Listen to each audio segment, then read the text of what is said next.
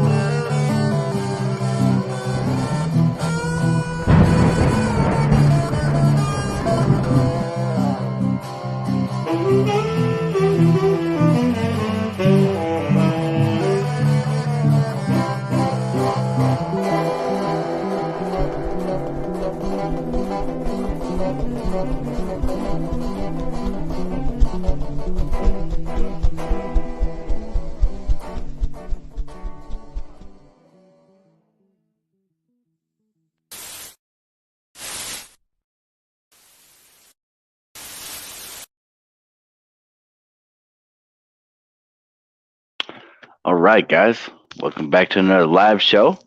We get started and stuff. Got a few good news. I think I got the audio fixed and stuff. So when we show videos and go over audio like we did in the previous live show, you guys will be able to hear it and stuff. It's all hopefully fixed and boosted for you guys without issues. We might have to test that a little bit, but make sure I'm all ready to go. But anyways, regardless of that fact, we got some other videos that we're going to show and be talking about a few things, new things coming up actually, in the Bigfoot community. And, it's going to be a free for all. So I'm going to put the link in the chat so anyone can come on, just be respectful, no swearing and stuff like that. So yeah. All right. So yeah, I've been sick the last couple of days, so this show is not what I was planning on doing, but we're gonna be testing out the audio on the computer and stuff to make sure we can hear everything and stuff a lot better. It's not muted and stuff. My microphone and stuff when I talk when I switch over and stuff should be boosted and stuff too, so we won't have that issue we did last time. It worked on some people it was working for, and some people it wasn't. So some feedback it was positive, and some people were like, I couldn't hear it. So it was a little confusing when I was asking chat, and some people were saying yes and no.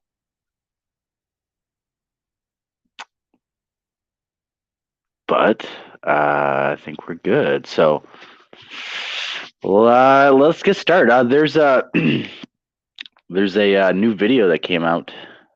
Supposed Bigfoot captured on film and stuff is very quick. Like a TikTok short and stuff. Basically, a woman was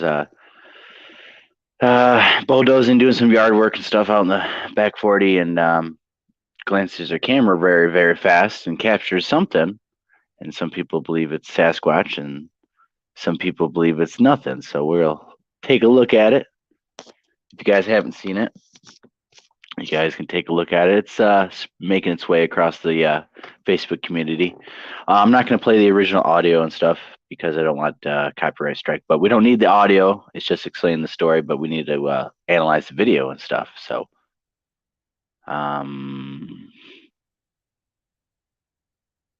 I need to load up the first clip. I guess I see that it's not. ready to go. It'll take like 30 seconds. So we'll take a look at this clip basically, and then I'll do my enhancement video. Basically, we zoomed in on, cropped it, and did a little color change and stuff to try to figure out what's going on and stuff. So we'll get you guys' opinions on that, and kind of talk about a little bit about video analyzing and looking at stuff because it is kind of a neat video, and I'll explain my thoughts. And yeah, so after that, after we show and talk a little about the video, I'll put the link in the chat so people can come on, and we'll test the audio around the same time until someone gets on.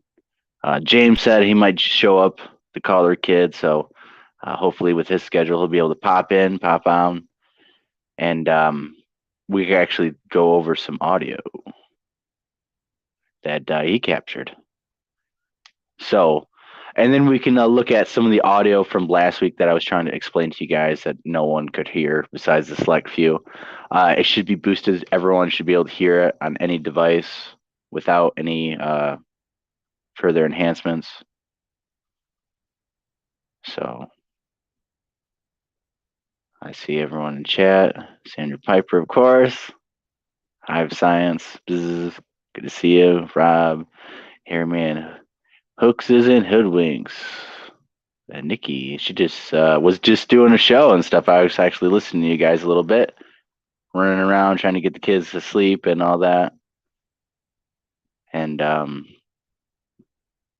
always good stuff from Nikki and stuff. I always suggest that you guys watch her stuff and subscribe if you're not. Very interesting and joyful shows that she presents and puts on. Definitely not the normal what you see in the Bigfoot community, which is really good. And Nikki has actually been in the community for a long time. Has been around, and I was watching. Little fact has been watching Nikki on podcasts that stretch back a couple years now. The old ECBRO days, and on some of those old podcasts and some of that stuff. So it's pretty cool and stuff to see. She has her own channel stuff and doing really, really good. So shout out to you. Because you do the work, you're doing it yourself and stuff. So, you know, all right. So I believe that is loaded up now. We'll take a look at this.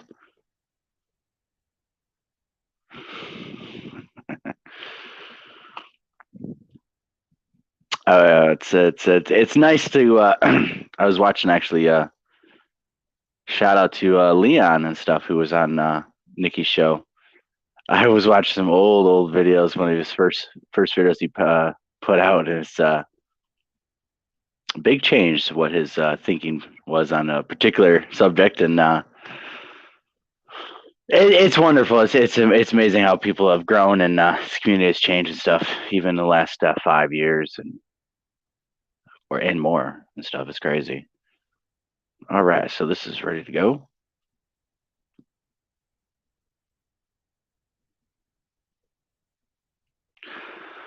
So I apologize if it's like this and it's hard for you guys to see. The original video, of course, is shot on a phone.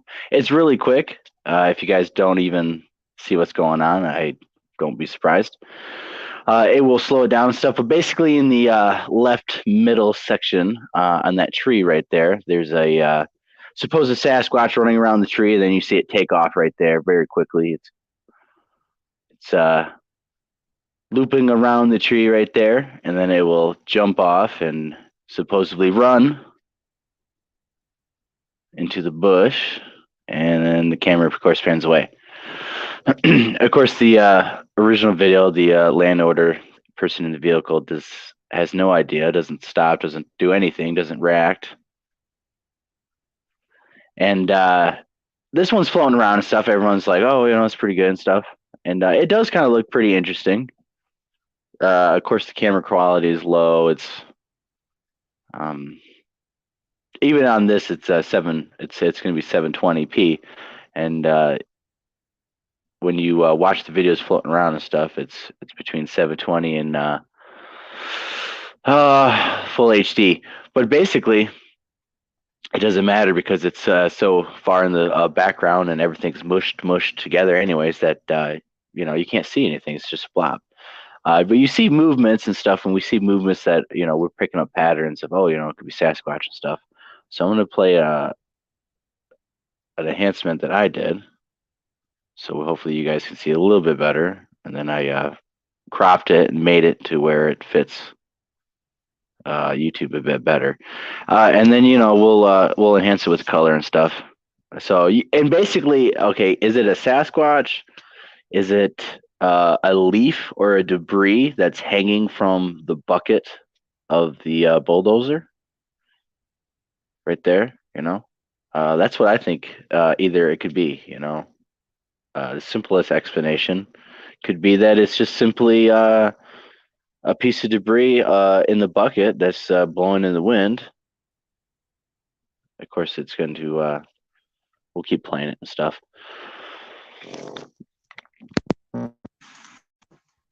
But so yeah, no, it's pretty hard to see and stuff. I mean, honestly, it's in the background. It could be anything. But if you notice when it like takes off from the woods, it like looks like it stops, or that the black shape and the color when it takes off, it runs, it stops, and you kind of. I mean, it kind of looks like it stays right there. It doesn't really look like it actually disappears. You know. And then of course we're reversing it and stuff, so it's not going back and stuff. So um yeah, I think that's probably the simplest explanation. I mean, the video quality is just not that good, even if it was a Sasquatch. I mean, you can't really prove it, and the most simplest explanation would be, oh, it's just debris overhanging, blowing in the wind as she's panning. Digital zoomed and all that. It's all noisy and glitchy, all the distortion with the pixels. So I boosted and stuff and did a little enhancement with the color to kind of like help with that, so you can kind of see it a little bit. But it's obviously inconclusive, and not to say to be a Sasquatch and stuff. I think it might be debris and stuff. I just wish the video quality was a little bit better, so you could actually fully see and tell and stuff. That's what I like doing about enhancing and stuff, is trying to see and stuff. But I think the movement, when it's at the beginning and stuff and it's going like this, if the video quality was better to see if it was just a leaf, dangling right there, or if it's an actual animal moving around in the tree, and it looks like if it was a Sasquatch, it's doing some extreme movement and going around the tree and stuff, and then running down. That would be phenomenal video stuff. But it's just inconclusive to be able to determine that, and it's pretty easily could be just a swinging leaf debris. So can't call it a Sasquatch for sure. Yeah, this is the original color right here. This is the original video. Basically, all I did is just screen capture it and stuff, and you can see that it's even right there. It looks like it could be a leaf and stuff.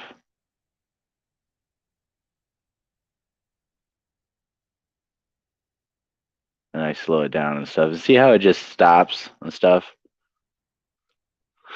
Basically, I don't know. This is just going around and stuff. I think someone watched this, and then someone's seen it in the background and then made a big deal about it, and then other people are spotting it, and then that's how I seen it. Someone shared it, and then someone else was doing a voiceover of someone else's video. So, but I did share it in my group, and I did share it in another group, and I just asked, what's your thoughts on it, and then we shared this enhancement in one of them, and just want to get people's thoughts and stuff, and see if maybe other people have better enhancements and stuff that they can determine and stuff like that. But I think it's just probably a leaf. The more I look at it, the more I've done it and stuff, because it stops right there, and it doesn't. It, kind of bounces back a little bit. It doesn't seem like it's running in there and stuff. James says he'll be here in a little bit later and stuff. But we have Sasquatch stories of them being in trees and then all of a sudden jumping out and running and stuff. So, but I think it's a leaf. The more I look at it, we'll keep looking at it for you guys. I keep get more people in here.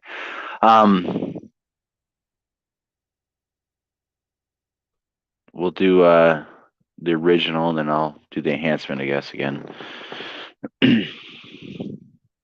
Well, leaves like oak and maple, they have outstretched limbs.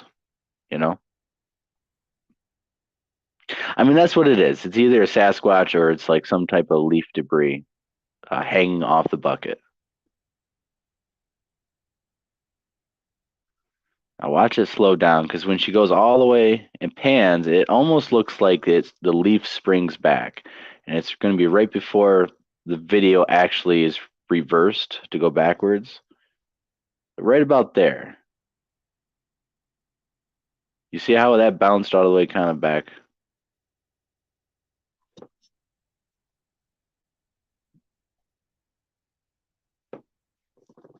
And then we'll play the enhancement right now. And then with the color change that I did and stuff, of course. And this just kind of helps smooth it out a little bit. That's all really it does. And the way you can work with older, like crappier resolution or smaller resolution and stuff, is to sometimes make it look vintage or make it look older, because that's what style cameras and stuff they were using. So sometimes you can bring out different colors and stuff to make it pop and all that, but it's not that hard and stuff. It could be black, it could be green. It's just a dark colored.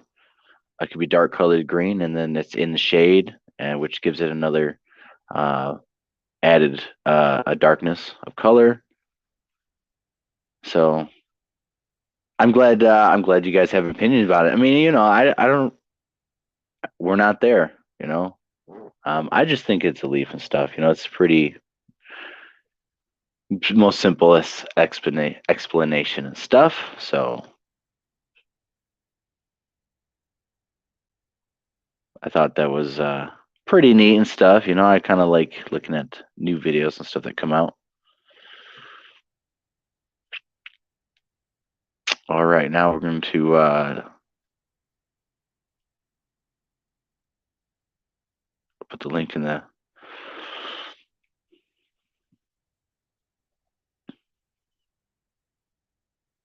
I don't know what's going on. It's clicking on stuff. It's doing stuff.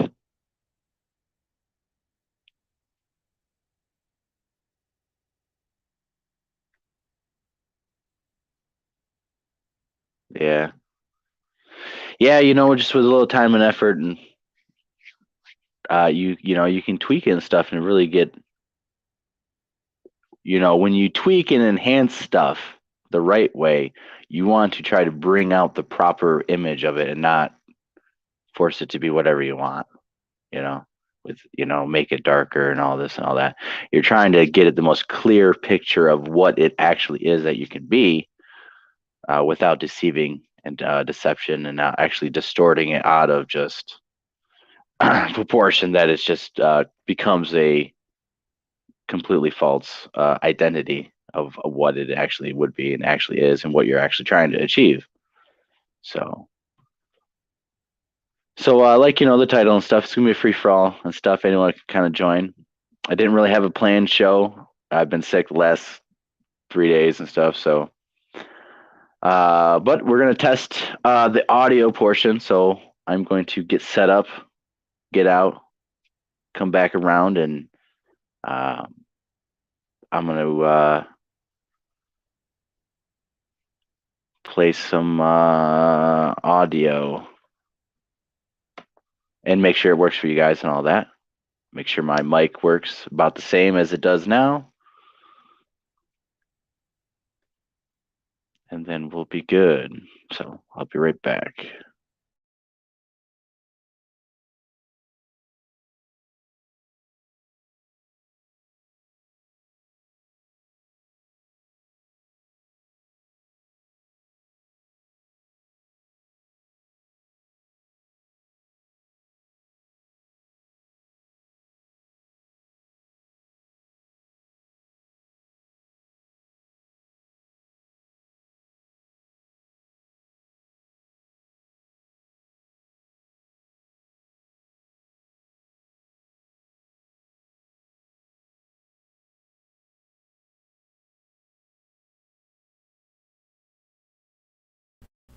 I'm also gonna make sure and check. I also checked earlier.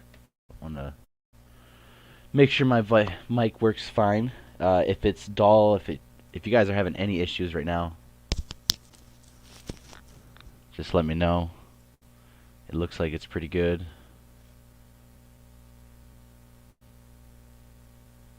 Sounds like it's pretty good, I believe. Not that well. Alright, well, we're gonna adjust it right now. Oh, no, that's... sorry. Yeah, give me a thumbs up if you guys can hear me alright, just as good. And then, we're about to go into warp speed through space for a second.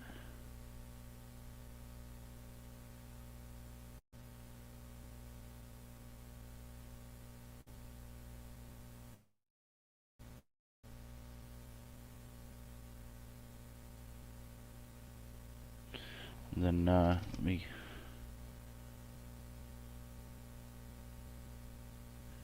jump back in and we'll play this to make sure the audio works for you guys so you guys can hear it no problem. Just give me 1 second.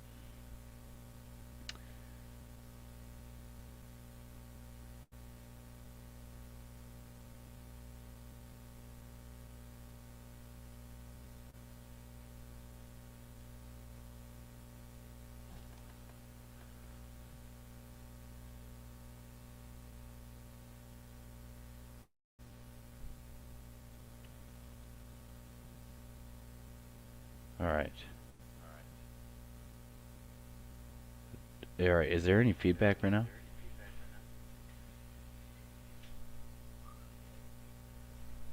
Alright, give me 1 second.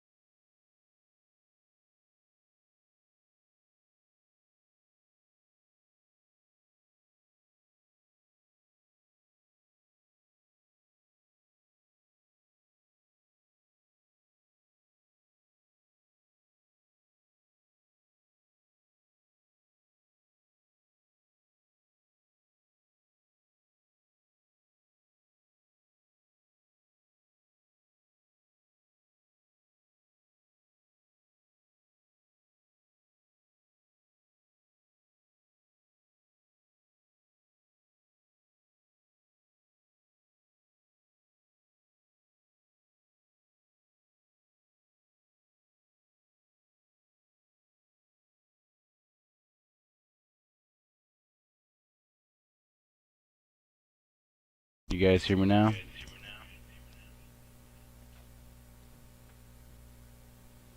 There's an echo.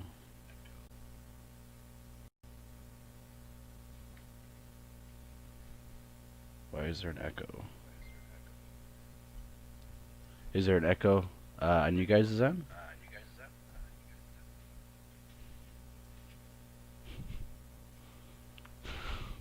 This dang thing. Alright, whatever. Anyways, yeah, anyways, we got a guest here, I see. I'm sorry about the wait.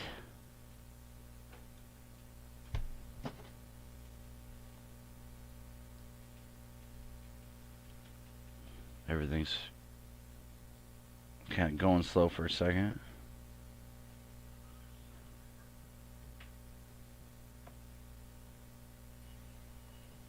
Hey, I'm I'm in your hive science in your side chat there. How's it going? You hear me, Blake? All right. Can you hear me? All right, I think she'll join when she's ready and stuff. I seen she was moving around here a second ago. Can you see Yeah, I me? did actually mute the other one and stuff. It's just it's off the phone, so actually I can't actually mute. It's like a phone call and stuff, so I can't actually like mute it and stuff. So, Can you hear me? all right.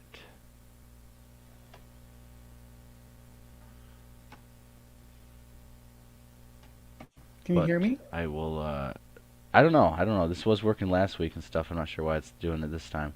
I'm gonna switch out real quick. Can uh, can the people on YouTube hear me?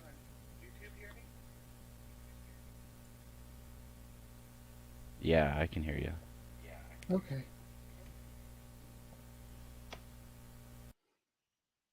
How you doing tonight?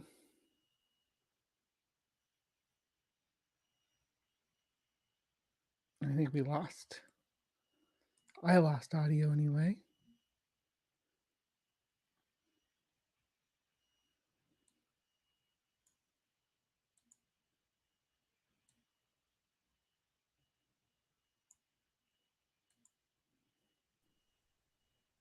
All right, I'm back.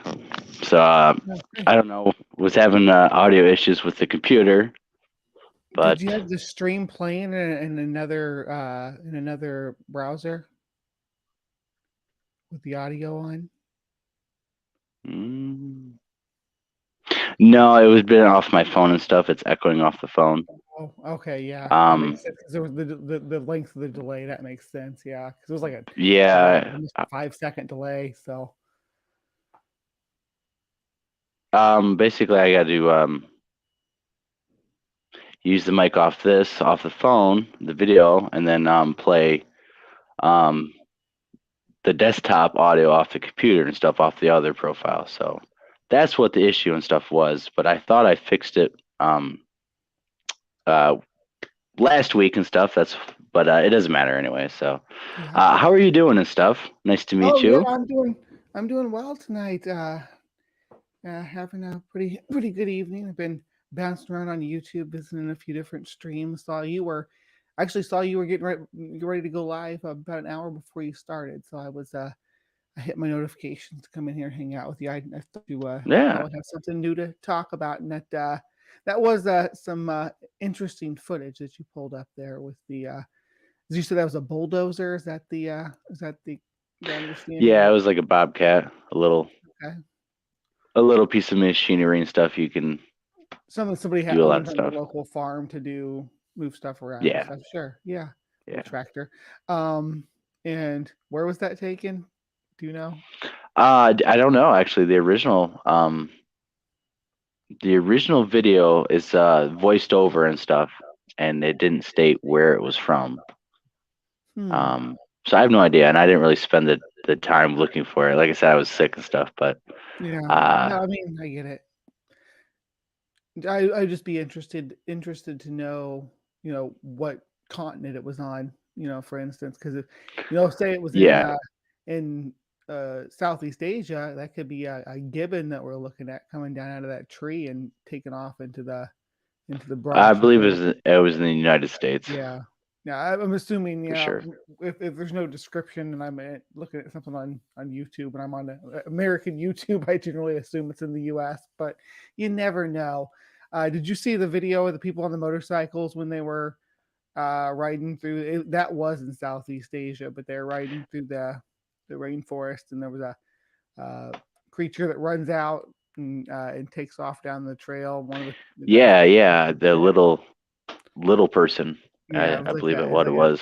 an indigenous person, yeah, but they were claiming it was the orang pindeck when it first came out.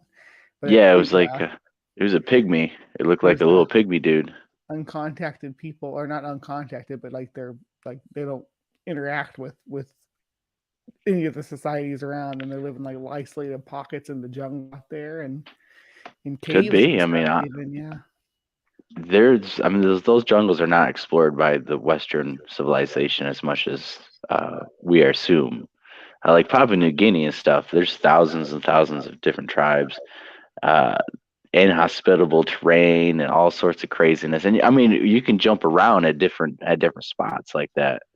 Yeah. Even the interior of Africa, the African Congo, and there's places that really people have not set foot in, Well, like and yet when we went to white Vietnam, people right? have not set foot in. The tribes, of course, have.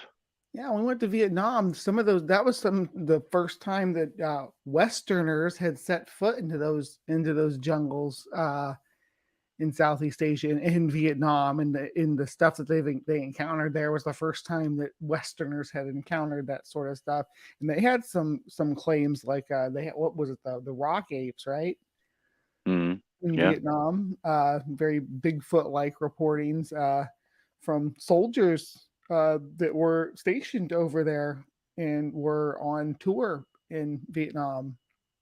And they'd come back with these yeah, tales of primates of some kind that live in the forest. They could have been large monkeys, or the descriptions of them are kind of vague, just and they vary a little bit depending on when and where the reports are coming in from. But there were stories in this area going well back into like the 1800s if you look into it. But when it came into the forefront for, well, I guess it would have been the 1980s, because it was about a decade after Vietnam that people really started talking about that stuff.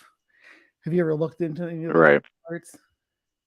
I've heard stuff, watched some stuff and interviews from soldiers and stuff that looked like they're telling the truth. And You did? what struck me was one of the stories that struck me was he said that they threw like sissies and stuff, like girls, like they threw underhand. Yeah. They weren't, you know they were pretty powerful and stuff, and they weren't really too accurate on their throw though, which Yeah. kind of seems opposite of what Sasquatch is. It seems like they're very accurate. Like if they want to hit you, they would, and they choose not to. But that soldier kind of described them as it was a very powerful. If you got hit, you'd be done. But they weren't very accurate and stuff. Yeah. So that's somebody you interviewed? No, that's stuff I've seen and stuff and watched. Oh, that'd be cool if you had interviewed somebody like that. I'd be like, oh man, I want to check No, that to out. find a Vietnam vet and actually try to vet that and stuff, and that it'd be kind of hard and stuff. Yeah. Oh yeah, I understand. This is more of a hobby thing that we do, right? This YouTube game. It's not something I'm going to go out and do investigative journalism on, but no, we work on Well, our I mean, you articles and stuff can and and put them stuff, but online. then it comes across. Then you got to investigate the person, if that person's lying and stuff. Yeah. A lot of stuff happened in Vietnam, and that it's easy to make up some story about some ape because some person's asking about it. But at Well, the same time, and there you would are. think those people would come out and start talking about it at the end of their lives. It's like, hey, there's this one story I didn't tell my kids.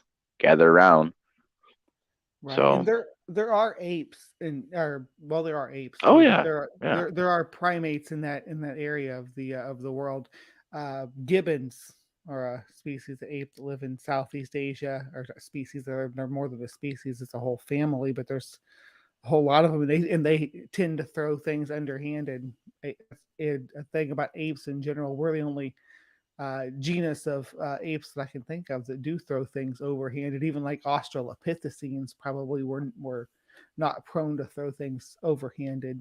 Yeah, it's actually pretty hard to coordinate with your mind, and actually that the baseball throw is kind of hard, and even like using the atlatl and the tools and stuff, that kind of mechanical throw and stuff is Yeah. equated to modern humans. That really set us apart from the rest of the animal kingdom, being able to do those precision throws like that. And then we like develop things Yeah, that we use yeah, that same spears, skill spear set throw. with. Yeah, spears. We slings. Slings are you master Yeah, a sling, you can get accurate with that. That you throw those like you're underhanded too, though. You can be accurate underhanded, just most apes aren't. Humans are. Humans can be, but the other apes are really not too good at throwing things underhanded. You know. yeah, and so that the rock apes, were in Vietnam, Cambodia, and Laos, the border regions and stuff, because you hear about the special forces and stuff encountering them, which I don't. If they did, I don't think that'd be public knowledge, and But at the same time, they described them as more than like orangutans, more than just gibbons and the regular fauna, Yeah. regular animals and stuff that were there. They described them as a bit bigger and stuff, and more aggressive. Actually, went out and tried to attack people, and they did live in caves and stuff, is what they thought. And there was a lot of tunnels and caves and a lot of stuff going around. And when there's war and stuff going like that, I mean, you're pushing all sorts of animals out of the air. I mean, we were bombing stuff. It was hell. I mean, so who knows everything I that think got pushed a up? And lot there's of it. stories of big like insects and stuff, and all sorts of creatures, encountering in the deep jungles, not just rock apes. Yeah, I've heard the ones about the giant spiders. I think maybe they were encountering coconut crabs of some kind, like when they talk about that. But I mean, they say they were in the webs too. But the rock apes, I think some of it at least could have been Viet Cong and in like ghillie suits, just popping up and running off into the woods. Like what the heck's that? 'Cause, I mean, you see someone in a ghillie suit from the right angle, they do look very much like a mysterious primate. Yeah, yeah. It's just very interesting because I mean, spin the globe and you go point at a country or continent. There's uh, type of rock apes, wild men, and Bigfoot type creatures Yep. historically and even in modern times. So there's obviously something going on. And like humans in different parts of the world, why wouldn't they be different? I mean, you can take a deer in North America and basically the species all over, and they're a little bit different, even though they kind of look like a deer, right? Oh And yeah. European elk and stuff are different than ours, and there's different stuff like that. Well, you go to Europe and say elk, to them you're talking about what we'd call a moose. If they say when they say elk, they're talking about a moose. But we have caribou too. I mean that are varied over all these Right, like different caribou breeds. and reindeer You and know what's a good example of that within the same species is black bears. Oh my gosh, black bears have so much genetic North variety. American Yeah, and and Asian. yeah, even Yeah, but within this North it's America, there's little it's but pockets they're where about the the same thing. There's the same bear actually. yeah. Well, in But the Asians way more aggressive. They actually are way more aggressive and do oh yeah, actively hunt Asian people. black bears can be harmful to people, where American black bears generally aren't. For the most part, they can And they're be. smaller too. Yeah. Asians are smaller. They grow smaller, but they actively attack people Well, so all over from India and Southeast Asia and all that. a cool thing about bears too is that the brown bears, under the umbrella of brown bears, is actually the polar bears. They're grouped within that clade because there are clades of brown bears that are closer related to polar bears than they are to other brown bears. Brown polar bears are just a subclade of brown bears that have adapted to live in the Arctic environment. over generations. And they're actually, as the planet warms up a little bit, they're moving back inland and starting to interbreed back in with other brown bear populations. That's going to be the best for their genetic descendants, for them to interact with and interbreed with these other populations of brown bears that aren't so adapted to this Arctic marine environment anymore, that's disappearing. Yeah, I mean, that's right. They're just gonna mesh and probably interbreed with brown bears and stuff like we keep seeing. And there's these new kind of like subspecies, but they're like hybrid. Polar bears. Yeah, which are kind of a real thing. We've kind of had that in the past. We've had other the short-faced bears and stuff, and then there's other reports of like the Inuits have like the god bear, or iceberg-sized bears, or bears that are 20 something feet, I would say, bigger than the short-faced bear, just of girth and all that. But yeah, when you talk about like stuff that was in the 10,000 years ago, and all the massive mega animals that we had, and we all hunted as humans and stuff. 10,000 years ago, it's not that really that old comparatively in like an evolutionary trait, and as a human comparatively to the scale of Earth. So a lot of these cryptids and stuff could be just leftovers or evolved things of the natural life that has survived. Alligators have survived since millions of years and stuff.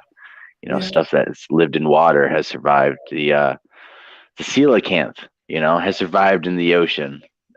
So it is absolutely possible that other things have survived that have evolved and stepped in the limelight millions of years in the future. I mean, it's not even as old as coelacanth and stuff. Some of this stuff. So, if I were to accept the existence of a unknown hominid, I think that Southeast Asia would be where I'd set my sights. Not so much the Pacific Northwest or North America or the Americas in general, because just the lack of hominid apes there at all before Europeans arrived. Not before Europeans arrived, before the Native Americans arrived, of course, across the Bering Land Bridge. Now, the Bering Land Bridge is where a lot of people point to when you talk about how Sasquatch could have gotten to North America. Across the land bridge, lots of animals did, but most of those animals that did that were cursorial animals. Now, cursorial animals are animals that have evolved to travel long distances over open land. Humans are cursorial. We're cursorial apes. Oh, yeah. Kind of what happens when it becomes cursorial, and we're really good at it. We're like some of the best animals at it, some of the best creatures at it in the animal. I believe we actually are the best. We are, yeah. In long distance endurance, close are wolves, and that's why we, that's why we went and paired up with them, because we were both really good at the same hunting method that we were all using, where we run down our prey and whatnot. So now a Bigfoot, an ape, that lives a lifestyle like Sasquatch, which is very forest-based lifestyle, or in the case like Yetis and stuff, of course, up in the mountains, right?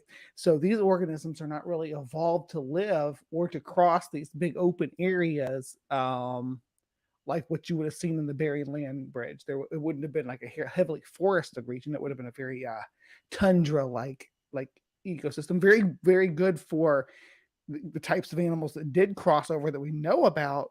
Cursorial animals like wolves. So in North America, there were the indigenous wolves, which are like the red wolves. Right, there was already like stuff here. Yeah. And people don't understand that. Some people think like everything came over and stuff. There was actually already stuff here. There were indigenous wolves that lived in North America, and then there were more wolves that came over, and we can see this genetically. It's the difference between what we call timber wolves and eastern wolves, and the gray wolves. Yeah, and they're closer related to what you see in like Russia.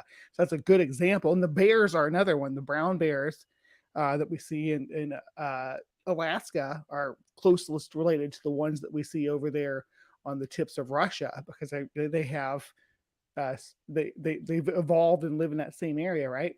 But how does that? And this is where the believers for the Sasquatch stuff, they lose me here, is when they make this argument: is why are these forest animals crossing that land, right? What's the driving force that the Sasquatch would have? Because to me, especially saying it's something like a gigantopithecus, right? Like something like that lives in the bamboo forest in the highlands, it has a very special need in its diet for this very specific plant to maintain the majority of its diet. I'm sure it ate other things too to supplement, but for the majority, they believe that bamboo made up its diet. So yeah, I can say, yeah, there are organisms like bears that live in this environment that have a body mass similar, but they have a completely different dietary needs than what we see with the Gigantopithecus. Now, if you want to say it's a hominid of some kind of species of human, another species of human, I'm more interested in those ideas. Yeah, I think it's more human and stuff than and then well, I say more human than ape. Obviously, we're all apes and stuff, but on the scale of like the human side, I kind of hope that they're more leaning towards human and stuff. And anyways, with my interaction, they don't seem to be just a dumb animal doing animal things. Um, uh, well, really, when I don't have no idea. You know, they could have already been here. The whole idea of them coming over, being giganto, with humans that came over, they're. I mean, you see us just moving out of Africa and stuff. Supposedly, we started changing.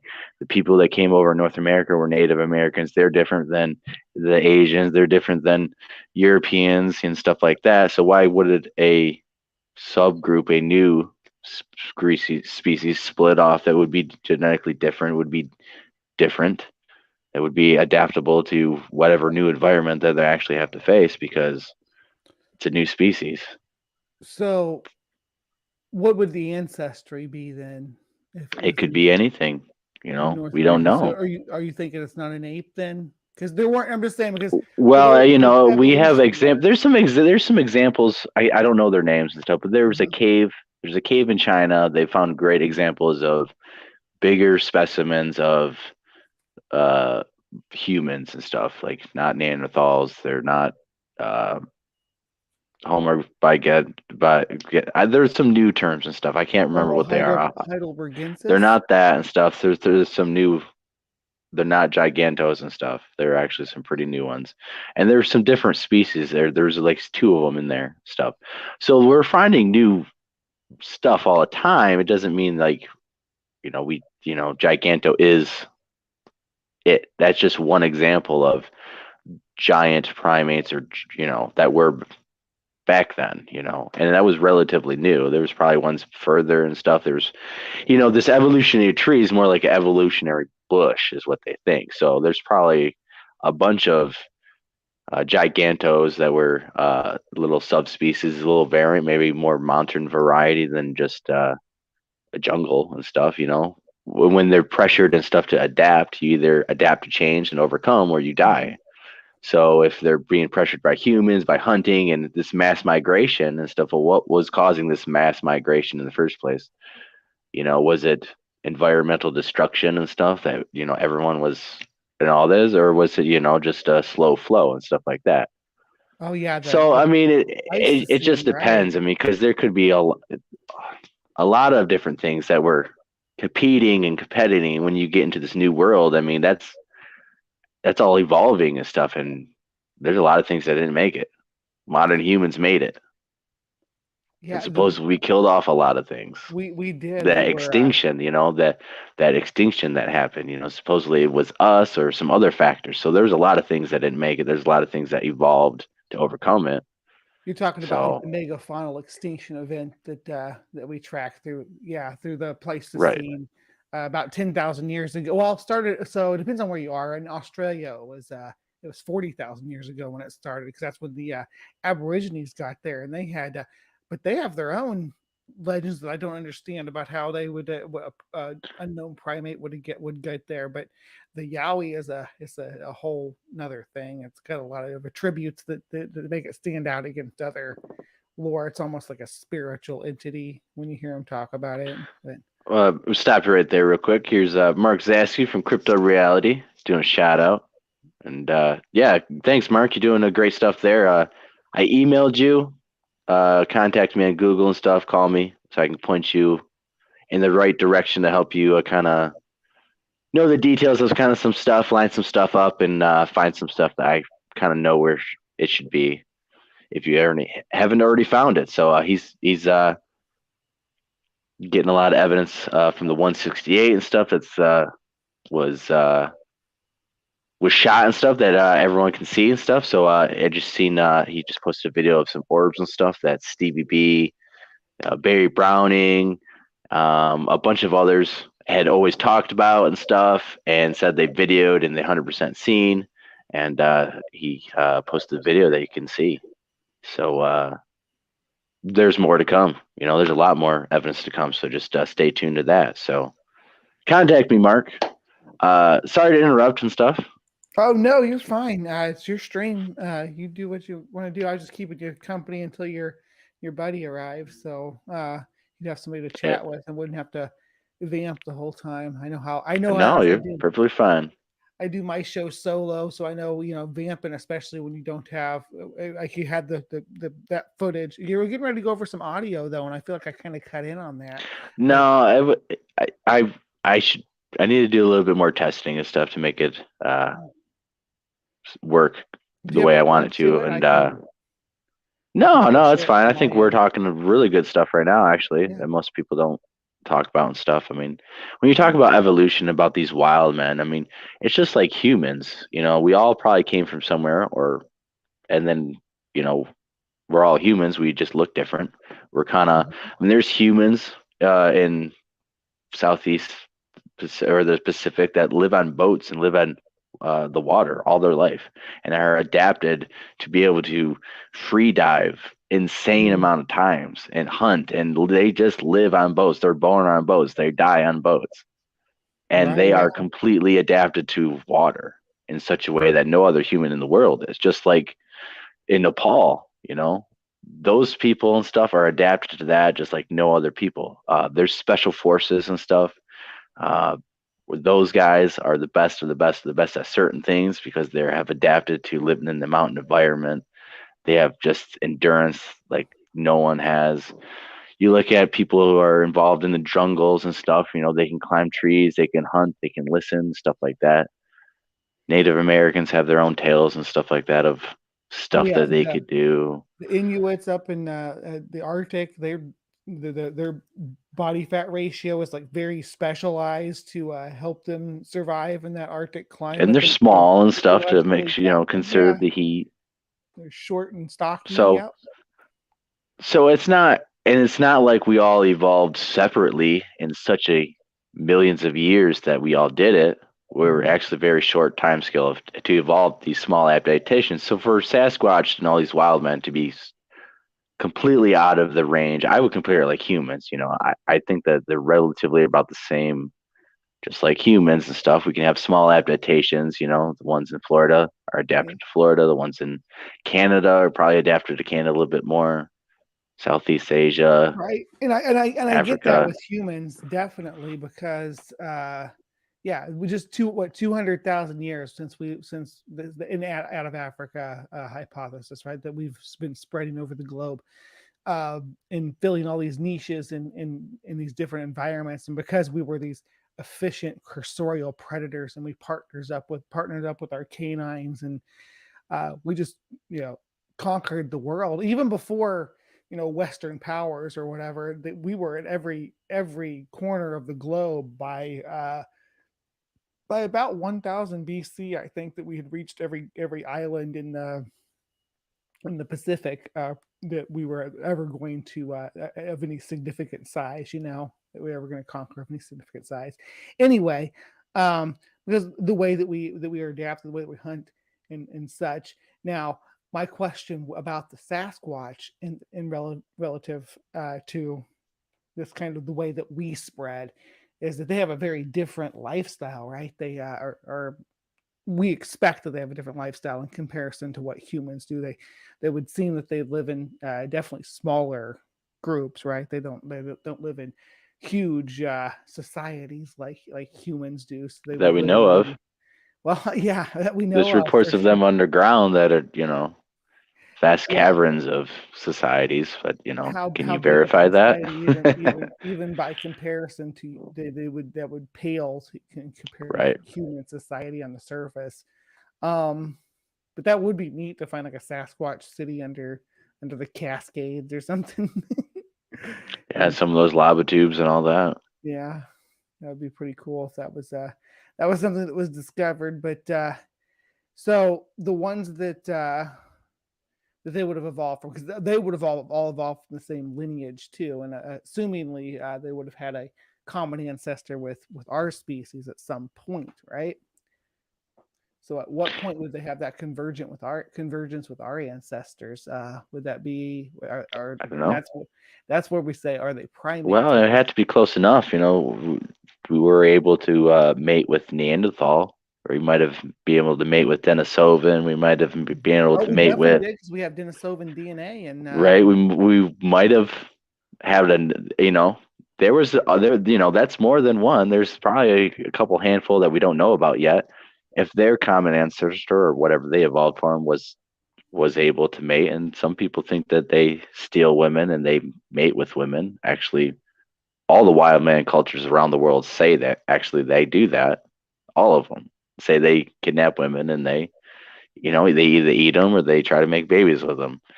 And so that would point that, there's some type of relationship that they are able to do that, which would so make them a little bit more human than type of ape. so like check this out. Like when they mapped the human genome, right? Which they did. The human genome's completely mapped. We know all the haplogroups and where they migrated to. So when we mapped those, they found the existence of three unknown species of Homo. Because we're Homo sapiens, right? And you talked about Homo neanderthalensis. Hmm. You mentioned Denisovans. That's a group of Homo. There's Homo habilis, which was very, very early Homo sapiens, like a few million years ago, a couple million years ago. But and then Homo heidelbergensis, we talked about that a moment ago as well. But there's three unknowns in our genome. What could they be? Where did they live? Where did they go? Are there any of them left in some relict population in some remote area of the globe? That's so exciting to think about. That's what keeps me interested in like cryptozoology. Just the thought of Yeah. finding something like that, Well, even if it was no, go ahead. Go ahead. so even if it was like something that in recent times died out, like something, oh, this died out before we discovered these islands or whatever, but this group survived here until, even if they survived until like the time of the pyramids or stuff. Like we have mammoths that survived on the Wrangel Islands up north of Russia at the same time that the pyramids were being built in Egypt. Just to think about something like that, we could find where there was even a relic population that would explain even the cultural and maybe epigenetic mythology tied into our association with the wild man mythos, right? Yeah. Yeah, because it's so universal, and well, just like the Hobbit from Indonesia, it's actually a real species that was supposedly it's is Homo gone, but floresiensis. they have stories, they always depicted them as more human, not ape-like. They had spears and tools, and so and there is still, people out there that say there's tribes of little people out there that are, not so friendly to people. And that is another thing is that humans are very warlike and stuff. We fashion weapons and destroy ourselves and everything else. And some people think that, Sasquatch in North America or, these wild men, seeing how vicious and stuff we were becoming and chose to live in the most wild places, the swamps, the places where humans just typically don't go, and have evolved to watch us, to avoid us, and try to uh, do that at all costs because they seen the destruction firsthand of supposedly everything. Supposedly we wiped out Neanderthal, we wiped out all these megafauna. We wiped out every single thing. You know, we at Fashion Tools, we breeded and stuff way more quickly. Like rabbits, aren't we? It seemed like, Kind of and spread like a plague over the you know, we planet. also domesticated dogs and stuff. Like we were, you know, doing a lot more things than I guess the other guys were doing or had been doing I think comparably. Because Neanderthals were around for like millions of years or something. Yeah, couple million before us. Yeah, they would, and we overlapped with them for a great deal of time too. From about right 200 to 300 million years, or not million years ago, 200 to 300,000 years ago, there was an overlap between humans and the Levant, and then from about 200 to 24,000 years ago, we overlapped with them in the majority of their range throughout southern Europe and the Middle East. Yeah. So I'm a big nerd. I know all this. That's great stuff, you know, because that's great stuff that we science. So yeah, if you like, check it out. And if you like us looking at cryptozoology with a scientific lens, I have a little segment on my show called Cryptic Corner that we talk about not just cryptozoology. We also talk about like UFOs and ghosts and things like that, which I know you're interested in ghosts because we talked about last time I came on. We talked about the Civil War ghost, which was really fun, really fun conversation. Wish we could have had a little more time on that. I think we got immersed in your stickman story was the thing that it usually happens. The conversation, but it's an interesting story. Has anything developed with that? Sorry to derail the conversation. It just popped in my head. No, just another mystery out there. You know, this was before the Rake creepypasta was made. This was before people started talking about sightings or all these YouTube videos and stuff. There was only 2 YouTube videos that came out. There was The Fallen Angel of Spain, which is a creepy video of these Spanish guys in the woods, and they come across this ball. That's where that eyes glow and stuff. Yeah. So my encounter was before that. That came out very shortly after. It seemed like that to me was about the same kind of creature. Then there was another video of the same kind of creature walking behind these kids at this campfire. They don't notice it, and it makes this weird noise. I've seen that one too. It's like crawling around in the background, and its eyes glow as well, right? It's like Gollum, you know, trying to get the ring. It's that creepy, half-naked humanoid. And if you watch Gollum and stuff, how he moves and stuff, that's how that creature moves in that one video. There's a few videos. Creepy. There's almost a genre. It's creepy. In the early days now of there the is internet. Yeah, there was of like captured footage of something like that, you know, like you said, the one with the angel. There was one that I had seen very similar to that had someone sitting. What was it? There was somebody sitting at their desk working on their computer or whatever, and there was windows behind them, and something like popped up and looked and had the glowing eyes like that, and then just popped down and disappeared. And they were just sitting there working and didn't even notice it. I guess they would have went back and watched it at some other point, was the claim, but I don't know if it was CGI put in afterwards or whatever, or maybe it was authentic. Who knows? That's a lot of the skinwalker reports and stuff are kind of like that, you know, with some creepy figure peeking in the window like that. So maybe it was something like that. Yeah. I mean, me and my girlfriend seen it was a wolf that crossed the road. It stood up and ran in the field on 2 legs like a person. I mean, it didn't look like a werewolf all muscle bound. It looked like a natural wolf. It just stood up and it ran. Now, is that a skinwalker? Is it this or that? I have no freaking idea, man. But I'm telling you, that's what happened. And it's like, well, they do. I don't know, man.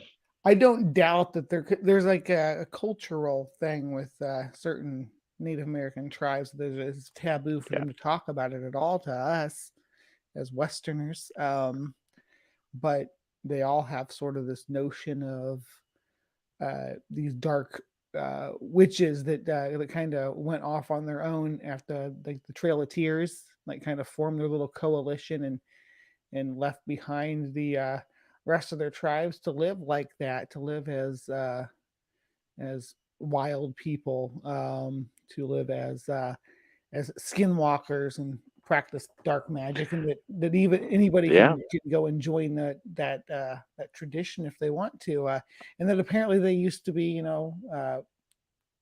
allies or whatever with the people, but when the schism happened, where we basically came in and wiped all their, not all of them, but like 80% of their population out, and enslaved half of them, and then sent the rest of them to live on reservations. When we destroyed their culture, that is when they said, "Hey, we're stepping out." I don't blame them if they did. There's each tribe and stuff had kind of different stuff going on, but yeah, there's legends of the dog soldiers that go into war fighting for the tribes, and I would say that those teachings and stuff can be bent to be bad, and there's some teachings and stuff that there's instead of evil witches and stuff, that these are more good aligned shaman and stuff that use their powers to protect and stuff. But yeah, there's definitely the Navajo legends of the Skinwalker that are very evil and stuff, and I mean they tell you how to join and stuff. It's very evil acts and stuff, and the Yinal Lushi, yes, where you and have to but then you kind have of to these kill tribes somebody around you here. love is one of the criteria. That's rough. It's kind of like the Illuminati. Yeah. It's the same thing.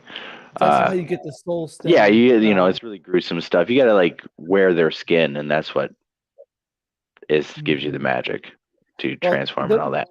So, but there's some good sides and stuff where they use animal skins, and it's not. They don't talk about that stuff. Yeah. So there's always perversion. There's evil and there's good. I would have to say, and there's these cultures and stuff, and it just depends on what. You notice that when you look into these ideas of skinwalkers or shapeshifters or wolves, and the traditions around them, there's always like this kind of salve or something that you rub all over your skin, made of this special potion. A lot of times those contain like hallucinogenic elements that seem to trigger a specific biological response that that you're becoming an animal or becoming more Therian, so to speak. Right, and there's stories of shamans undergoing years of being out in the woods, being in swamps, living with spiders and stuff to become one with nature and stuff, and being out there solo, trying to learn, and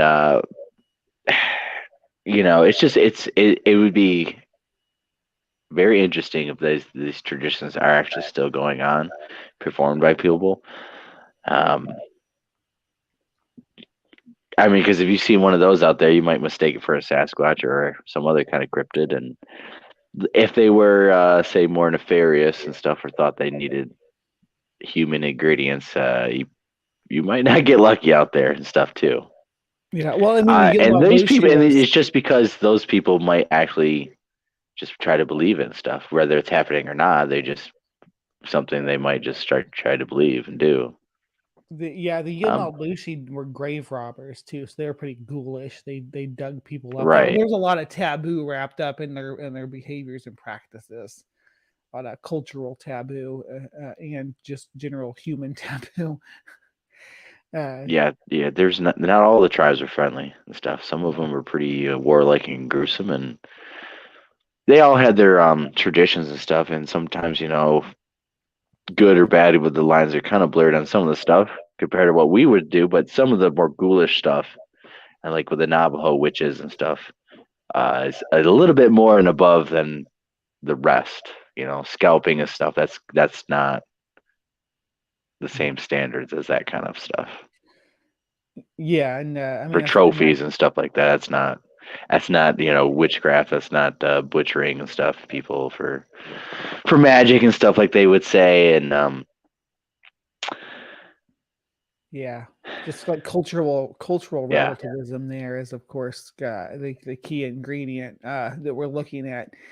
The The Inalushi, the Navajo witches, their practice was supposed to have been descendant from the Anasazi, which were a real people that we don't know too much about. So that's always kind of interesting to look into. Anasazi in and of itself just means the like the ancient enemies in the language of the Navajo, because Yeah, they didn't like each other. They're at war and stuff. yeah.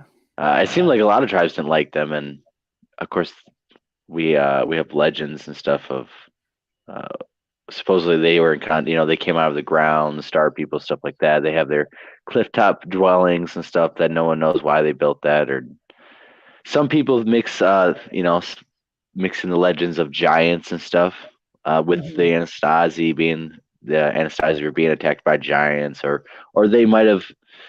Um, some people think they were giants and stuff, but if you look at their dwellings and stuff, those weren't giant dwellings at all. But Right. The there's a big Anasazi one, mystery and stuff. I think there's legends about them engaging with giants. I don't know if Right. I wouldn't think they would be giants, because yeah, like you said, their cliffside dwellings are human sized. They're actually Right.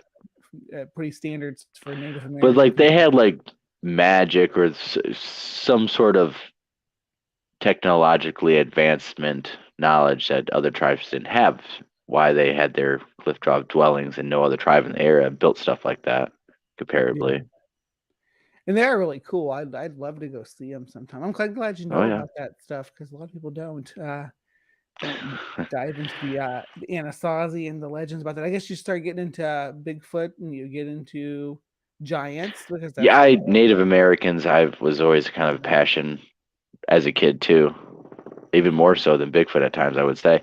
But just history. I always love history, it's just histories, mysteries, lost treasures, civilizations, the fall of civilizations, the start, technology, just, because history is so old. It's like, when did the first, people are like, no, the first wheel was invented. I was like, well, when did we start making clothing, and how did we start making belts and pants and, tools, and start doing, foundry work and working with metals and all of sorts of music. things, Yeah. navigating, and when do we actually learn those skills? They go so far back that we just don't even know.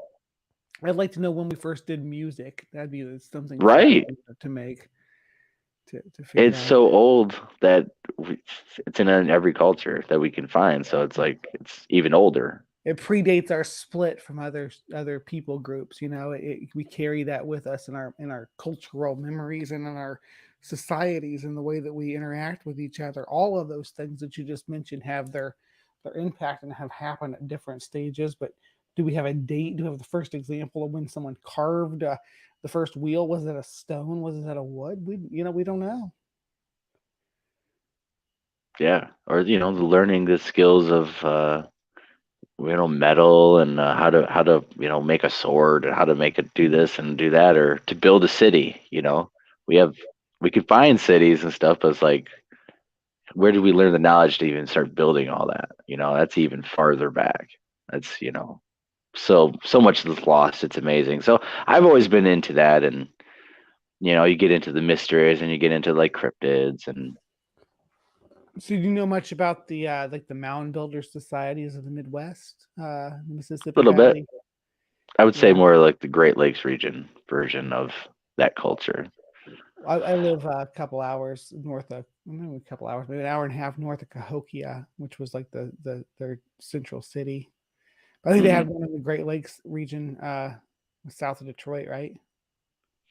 They had a lot of different things here in the Great Lakes. Actually, they had stone gardens that were found in Detroit. There's stone gardens that were found in Kalamazoo. There's still one in Coldwater. There's many that were destroyed in Michigan, but they have a big mine in was it Copper Harbor. There's some other mines and stuff that they were ancient copper mines and stuff that were Oh yeah, because only the found Great in Lake Michigan and culture, stuff. the Great Lake Right, culture right. did copper smelting. They mostly used it for jewelry and stuff. But yeah, that's kind of cool that they were really Well, they we were in. found that the copper that they mined from Michigan is so pure. It's only found in that particular spot, and they found some Bronze Age weapons from Greece that is made from that copper. So that actually does prove that there's a lot bigger stuff going around than we think, and we thought. So this whole idea of the new world is just BS. It's more like the old world, and a lot of these legends and myths could be happening in North America. If there's this giant trade system going on, there was stuff going on, cultures clashing. I mean, to have intercontinental trade and stuff, you have to have a lot of steps in place. Especially for something like a commodity like an ore, like a copper ore. Yeah, heavy stuff and something. I mean, obviously, they could form it into this, and then it gets transported to that, and I guess put into a different item, or smelted into a different item, like recycled. But yeah, copper's always been a commodity that is hard to track because it's so reusable and so recyclable that never sticks around in the record. So finding something old enough to trace it like that is amazing, especially to trace it around to the other side of the planet. That's fascinating. I'd love to learn more about that. Yeah, you can look it up. It's just that particular copper and stuff there is just so pure, and it's just distinctly regionalized for there. So, and you can find that they did find copper made from that across the world and stuff, and it does prove there was a lot more going on here. And there's contact stuff, sure, yeah. Oh yeah, well, definitely. I mean, we know there's Chinese. They find Chinese jade artifacts here. They found all sorts of things here. Roman coins, I think what was it, gladius in one of the rivers. They found some Viking stuff. Yeah, I've looked into a lot of the there's Viking a church in Ireland or something like that has a stonework of corn, of maize and corn and stuff that was brought over, because corn is not indigenous to Europe, and they have it on there, and it's a couple hundred years before like Christopher Columbus and all that. There was a legend in Ireland about a boat with some Native Americans pre-Columbian washing up on the I don't think it was on the mainland of Ireland. I think it was on one of the islands off the coast. But they washed up on the shore, this boat full of Native Americans, and they buried them there or whatever. And then the legend kind of grew about it, and then they found that there were actually these cultures that lived over on the other side of the planet. Hey, all right, we got a new guest. Hey, how's it going? Can you hear me? Mm-hmm. Yeah, we can hear you. I kind of wanted to talk about the mounds. So like, I died one time, and like, I straight up, like, when I seen an orb, okay, and it was like, I describe it like, I don't really want to go too deep into it because I could be talking forever about it, but like, it was like a whisper. It was like a whisper when I left it, and then like I kind of flickered, but I felt like I left for war. Like I was real serious. Like I was like marching out there. Like I was like, all right, here we go. Like I could hear screaming behind me, but like looking back, it is like it's like a whisper. Like it's like it's not words, right? You feel something, right? So you can imagine, like, I'm translating this to English. Okay, so you can imagine, like, if you're ancient, they don't even have complete languages, so who knows how they translate these experiences. They probably extract ideas and that are similar around the world, and that's why we have the pyramids. And I think that we built these ideas into us using the pyramids. Like we would set a project of kind of like how we're doing now. We repeat everything on the media. We got all these beliefs like launching off to the moon, all this stuff, and they set up these societies, right? But these were different because, I mean, maybe we were more susceptible to it. We're less weaponized. But what it did was basically, I don't know. It could. I have a lot of theories. Like I think like Bigfoot is like in the shapes and fractals of like you guys were talking about Vietnam. You know, people would go crazy at that heightened sense that they would shoot at anything. They would shoot, but in their eyes, you ever seen something at the corner of your eye and thought you saw a ghost? You know, they were thinking they're seeing enemies in the tree line, and they, you know, they'll unload their weapon. Some of Really, them you're never got seeing, over that. Yeah, it's pretty yeah. sad. So like, you're all these states of minds are they're very powerful, is what I'm saying. Like, and like, it happens to a lot of people. Actually, my own father, he's pretty strong for how he is, but he hears, like, he did a lot of drugs and still does them. He hears, like, he tells me he hears crickets 24/7. And like, I remember back in the day, he used to just sit there and look out in the tree line and be like talking about how like something ain't right and stuff like that. And I think like once you mess up that design, I don't know, like Yeah, brain you can chemistry see is it. not You to be can see trifled it. with. You can see Yeah. it.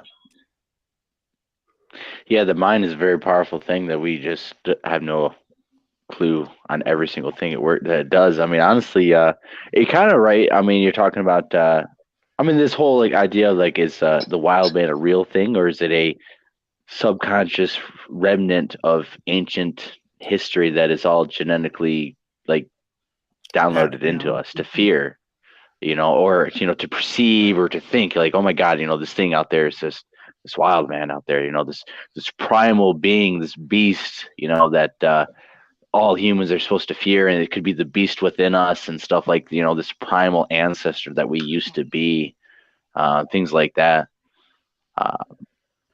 So, Iowax, are you close to any mounds? Any what? Any mounds? You see, you mentioned that you Yeah. lived in the mounds. Whitney and Blake are close to mounds.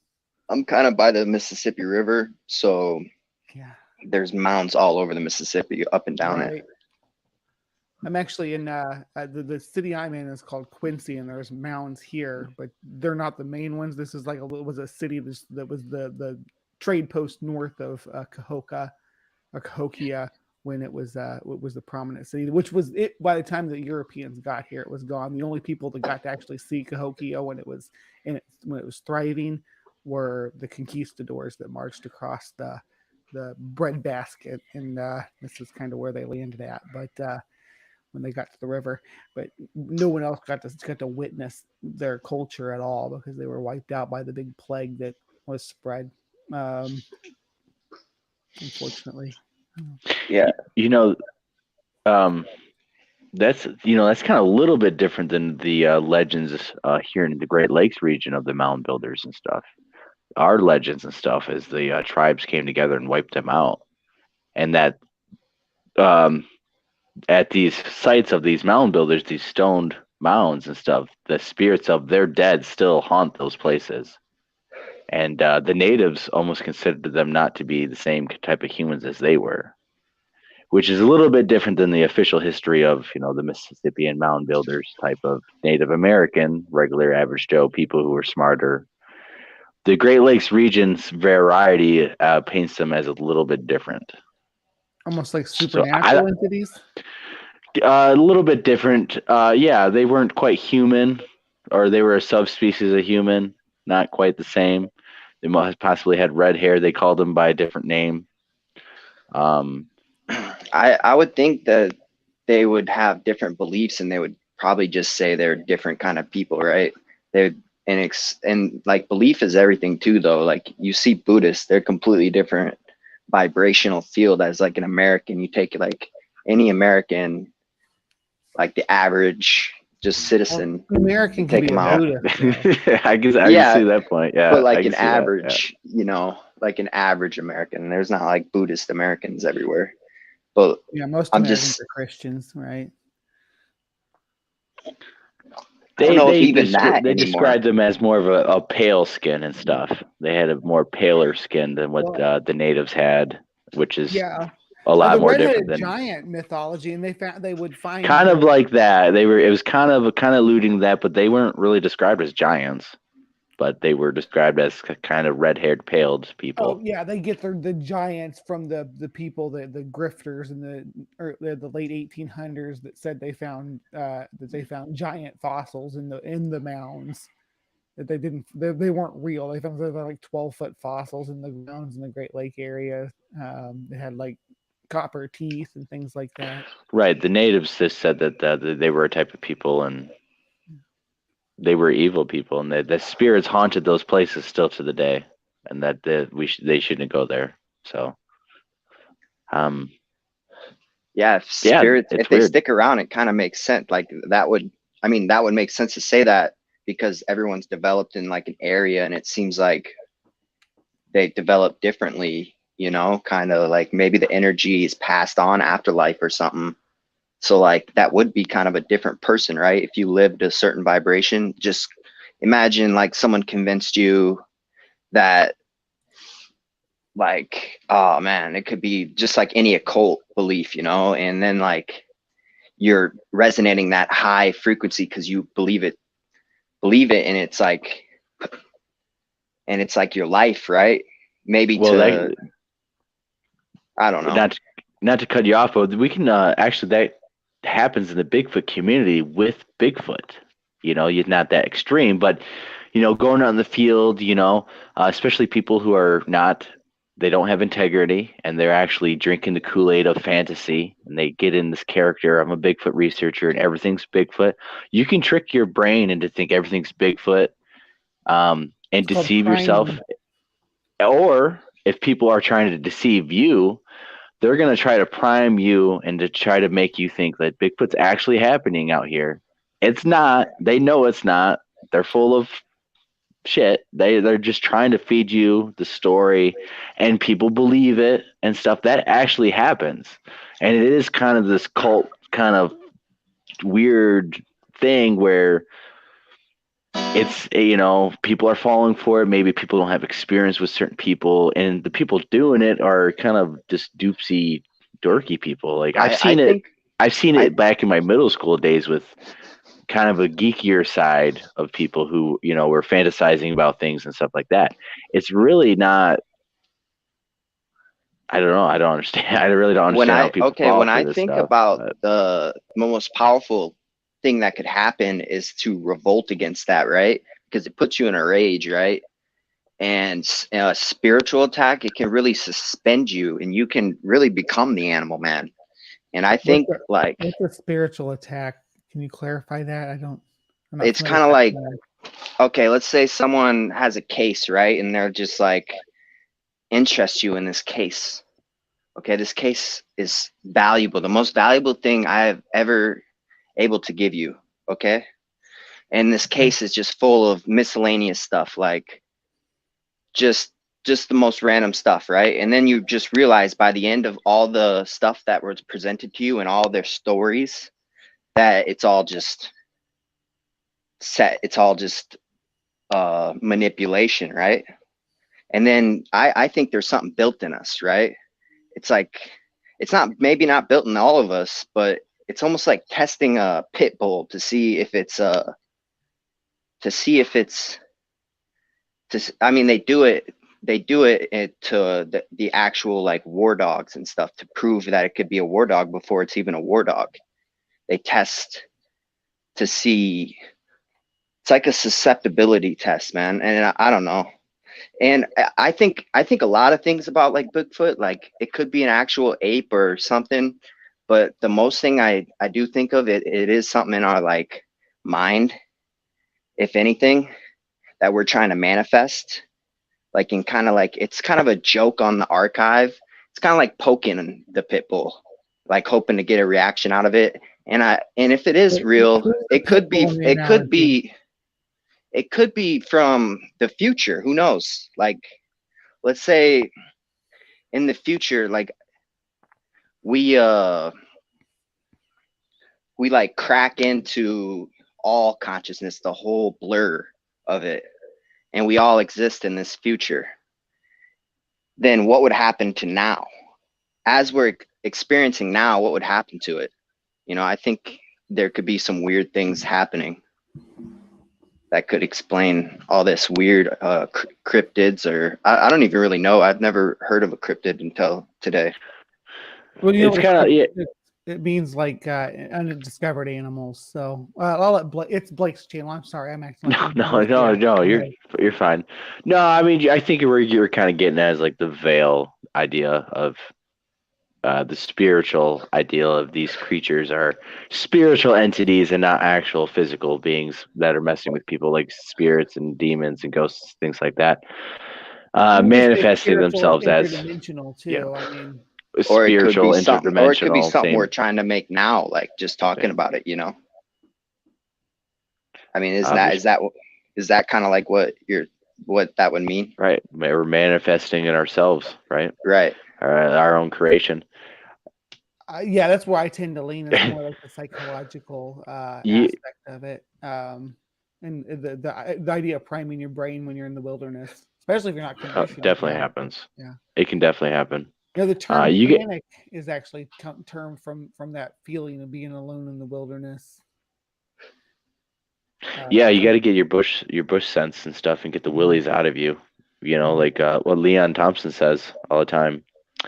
Go walk on a dark road by yourself and your mind starts going to race around and start playing tricks on you, but just, keep calm, keep walking, calm yourself down, and that's how, in the reality of when you're actually having a Bigfoot encounter with real deal stuff, there's a bunch of things going on. Your mind's already racing stuff. You have to calm down and be in the moment and be focused and be in tune with the reality and not, and you have to have the integrity and not, to realize, that's something when it's not, it's not animal stuff or too, right. Yeah. As soon as you discover it's not a Sasquatch, automatically you have to stop feeding into that and stuff, If you spent the whole night chasing a Sasquatch and it ends up being a squirrel, so you should probably reminds have the me integrity of it's not a Sasquatch. Don't present it as Sasquatch. I know what you're saying because when I had my experience, it felt alien. Like when it whispered or whatever it did, like I say it's my consciousness. I thought it was God when I first came out of it, and I was writing all kinds of weird stuff. But like I thought it was aliens at one point. But like really the most thing that stuck was I think I was alien to it. Like it was an alien place. Like that's what felt so alien, You think you were the alien in this world? Not like an alien, but like alienated to it. Like, okay, so like I had a dream once where I was looking in a mirror, which is, I don't even know how I had this dream, but like I'm looking in a mirror at myself and it's not myself that I recognize, but I recognize it. And this person looked like it looked like half fish, half person, kind of like, but not like with scale, like it was human, right? Mm-hmm. And it just with wide eyes, and like I think the mind sees itself. Have you ever read a book called The Shadow Over Innsmouth? You should check that book out. It's a Lovecraft story. It's actually one of the original Lovecraft stories, but there's something that you just said there that really describes what. Yeah. Anyway, go on with your story. I forgot where I was going with it, but I do think I think I forgot as soon as I started. But what was my question? I don't remember. You've laid down quite a bit, Blake. You want to pick some of that apart? I feel like I'm dominating. We got a lot of ideas that I'd love to go over though. Iowalks. Thanks for coming in here and chatting with us. Yeah. So my experience was kind of radical, right? Like I remember a lot of it. So when I translated it and I felt like I left for war, I was writing all this stuff like, okay, if something's messing with me, I'm just gonna write everything I know about it. So I'm sitting there writing everything, and then I'm repetitively in my mind, kind of like, I think I remember what we were talking about, building like a belief, even though you slightly know, like you should have scratched that off, like as like not a Bigfoot. I kind of chased the Bigfoot, right? And I wrote a poem about it. just the other day, actually. It's I wrote a couple poems. It's I chase the light half my life. Why am I the one to survive? I chase the sun. So it's like it's basically I just kept going no matter what, right? And it put me in places, right? It really does. It can like morph things. And I mean, I was going to talk about my friend. He went crazy completely before all this happened. And he thought like everything was about him. Like he must have been like in this state of paranoia that kind of like some of these soldiers would experience, where you'd see stuff, and he was kind of suspended in that mode. I haven't heard from him like really since then. Like I think they took him, and I don't know, like it's weird how in America, and I think around the planet, they keep these people and they pump them with chemicals. It's kind of controversial because like these chemicals don't help them. Which chemicals are we talking about? I don't know what they use. I mean, I've been in some of them places, like they like people are screaming at the top of their lungs. I mean, they're strapped down. Like that's scary, yeah. These are the monsters that like that people could be talking about from the past, even like who knows what that can manifest. Oh my. And do you feel like this was something that physically happened to you, or do you feel like this was something like I can relate to it. I can relate to his experience and how he explained it, and it connected to other similar things, but like I've never been like insane. That you would call that insane. I would never dare to say anything that you're claiming is insane. I would just try to understand a little bit more about it. It seems like there is a little bit of a level of depth to what you're saying, and there may be an overlap here between the phenomena that's happening in real time in the world that we exist in together, me and you, the world that we share, and a psychological framework that you have within yourself that's similar, but maybe perhaps a little bit unique in the structure and the way that you perceive the world around you based on that. And I want to understand whether you feel that the manifestations of your mind are impeding on the real world. No. I think they can, right? I'm definitely I have like a job and all that stuff, but like I'm functioning, so like yeah. But I'm telling you though, I've been there. like some of these frames of minds, they're more real than this though. So like if people were subjected to these, like, oh, okay, I smoked a pot once with 3 other people, and I did like a vibrational singing, and we all said we felt like we were coming out of our bodies, and I myself was in like a dark place. Like, okay, when you close your eyes and you got the waves and stuff, I was like in the dark ghost world though. Like when I was vibrating and making these noises, I just think was your body shaking too, or was just like no, it was just like I was vocalizing the vibration, the feeling. A spiritual resonation is what spiritual resonation. Yeah. That's okay. I'm with you, so I understand the experience you're having a little bit now because I've been there before. Okay, keep going. I'm listening. I don't know.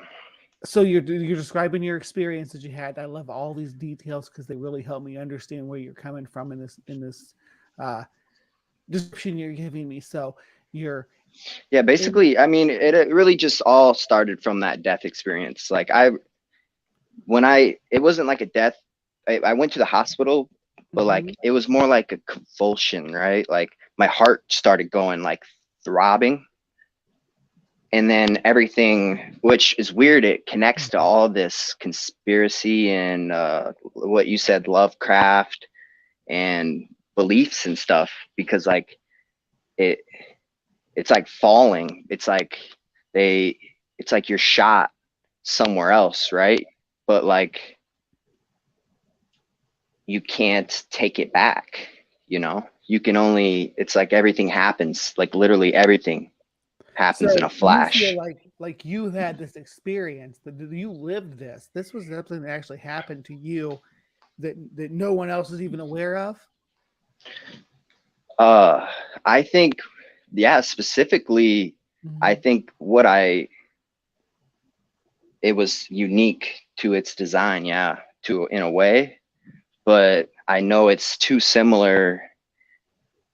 I don't know, like when I contemplated writing all on the internet and like sharing like how I am now, I just thought about it, right? I was like, okay, if this is like, I'm pretty skillful, right? Like I don't fear much. And when I died, I didn't fear much either. I hit that thing and swirled around it, and it was nothing. Like I wasn't scared.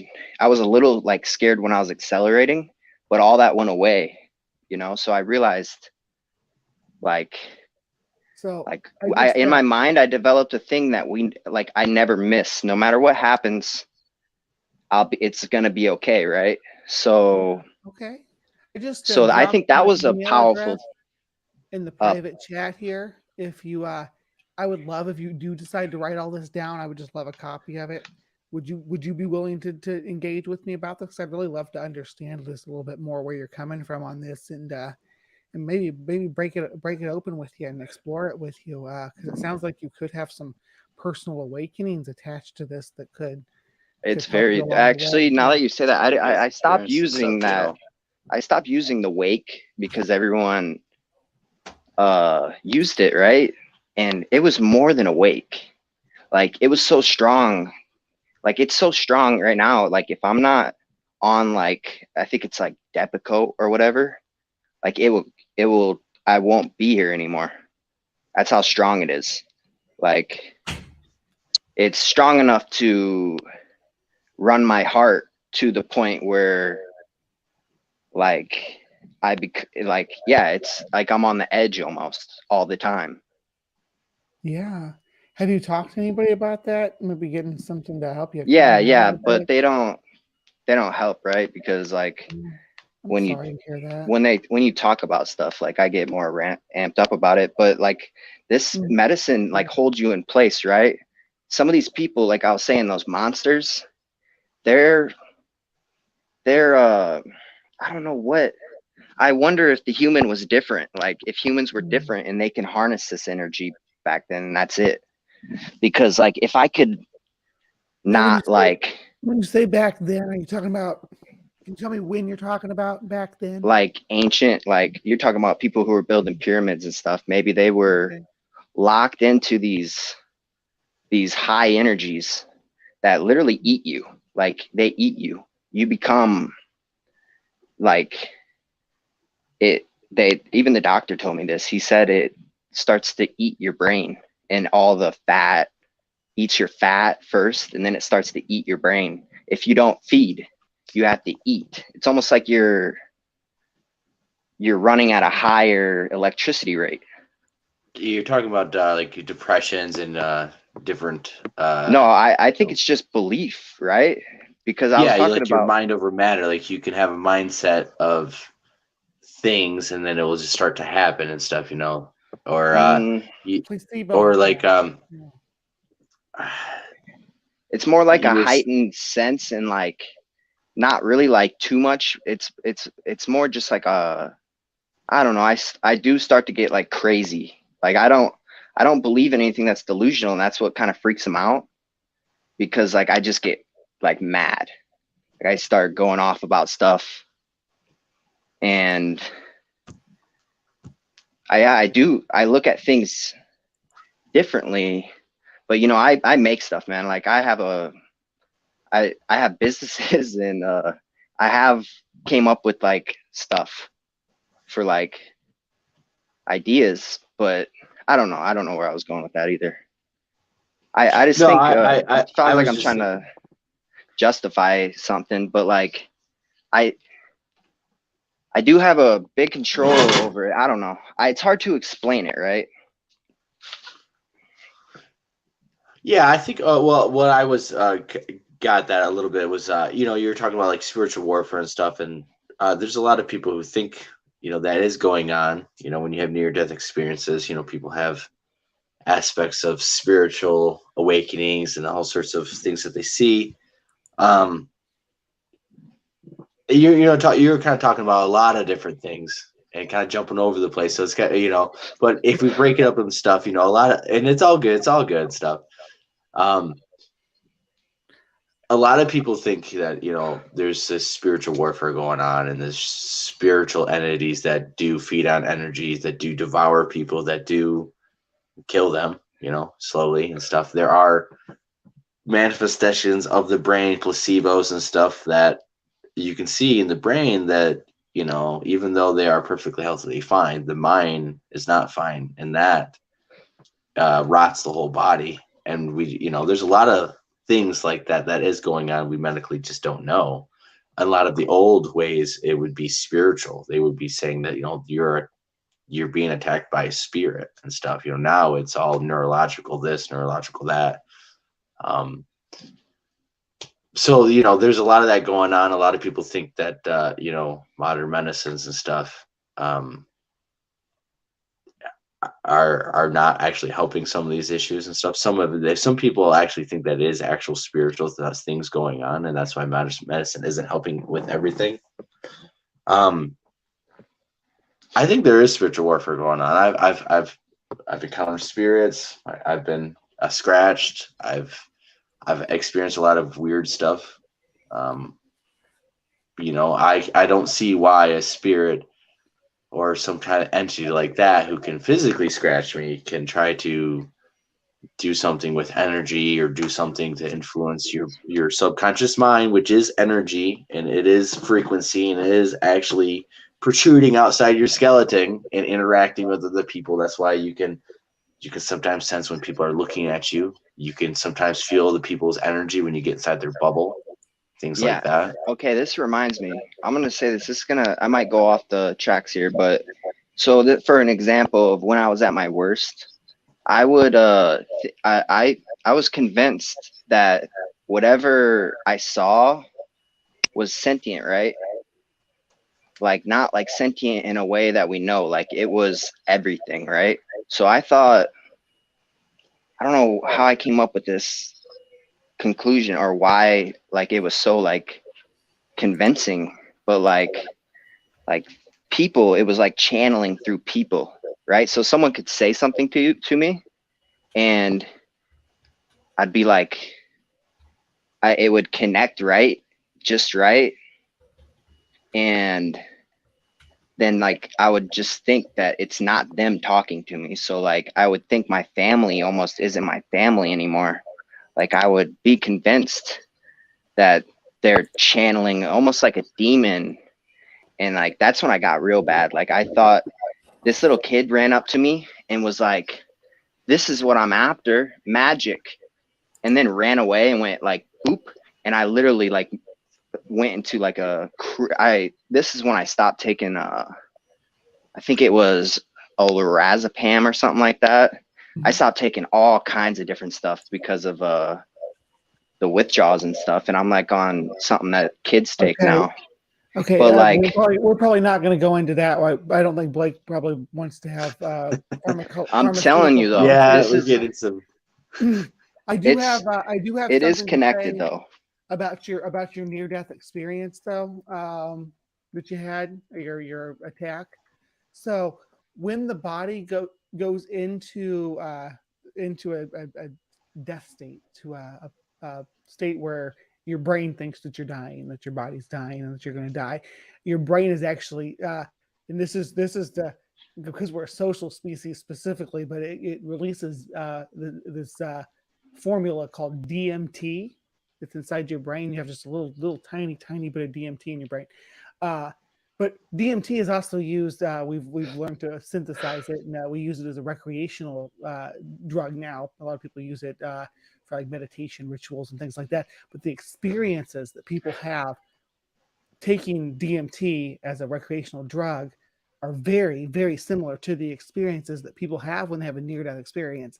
Now, I'm not saying that it can't be supernatural in origins, that there can't be a real spiritual meaning to this. I'm not saying at all. I don't believe in that. I'm an atheist and skeptic.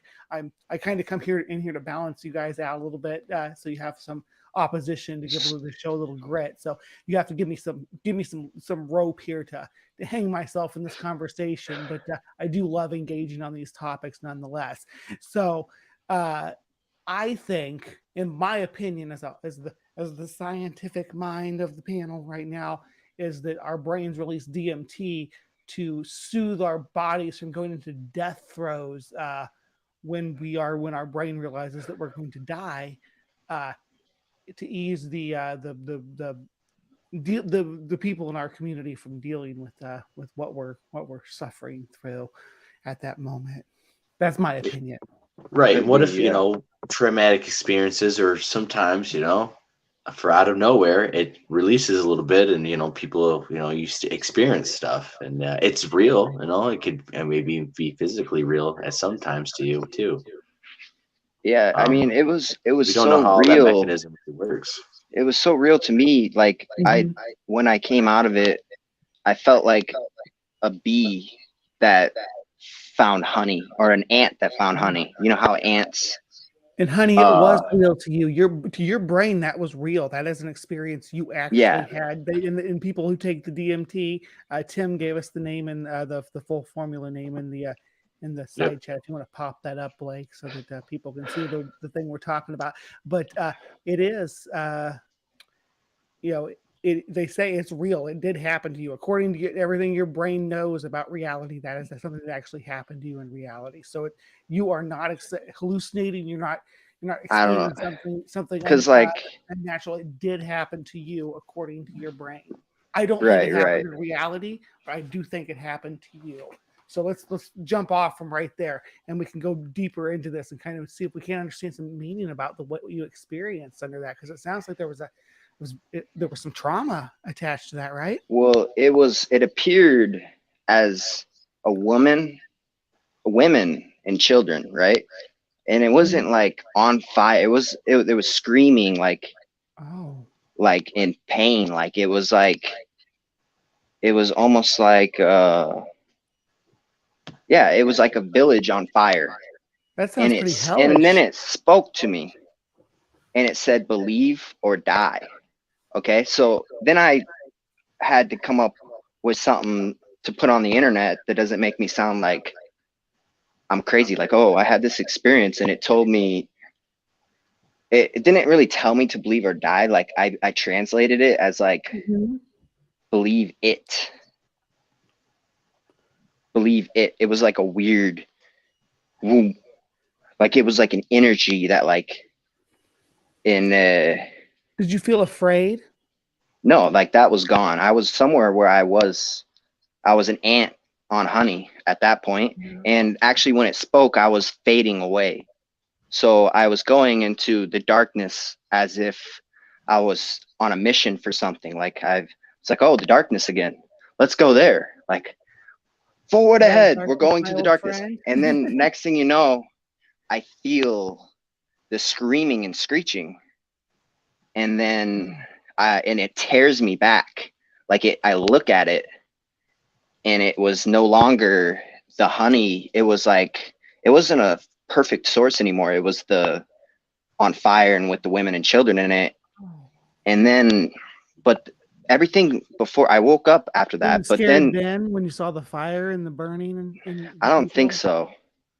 I really, sounds like something that would terrify. I was in the darkness, right? So once you're in that darkness, you kind of flicker, like your emotions are gone. You're really not human anymore.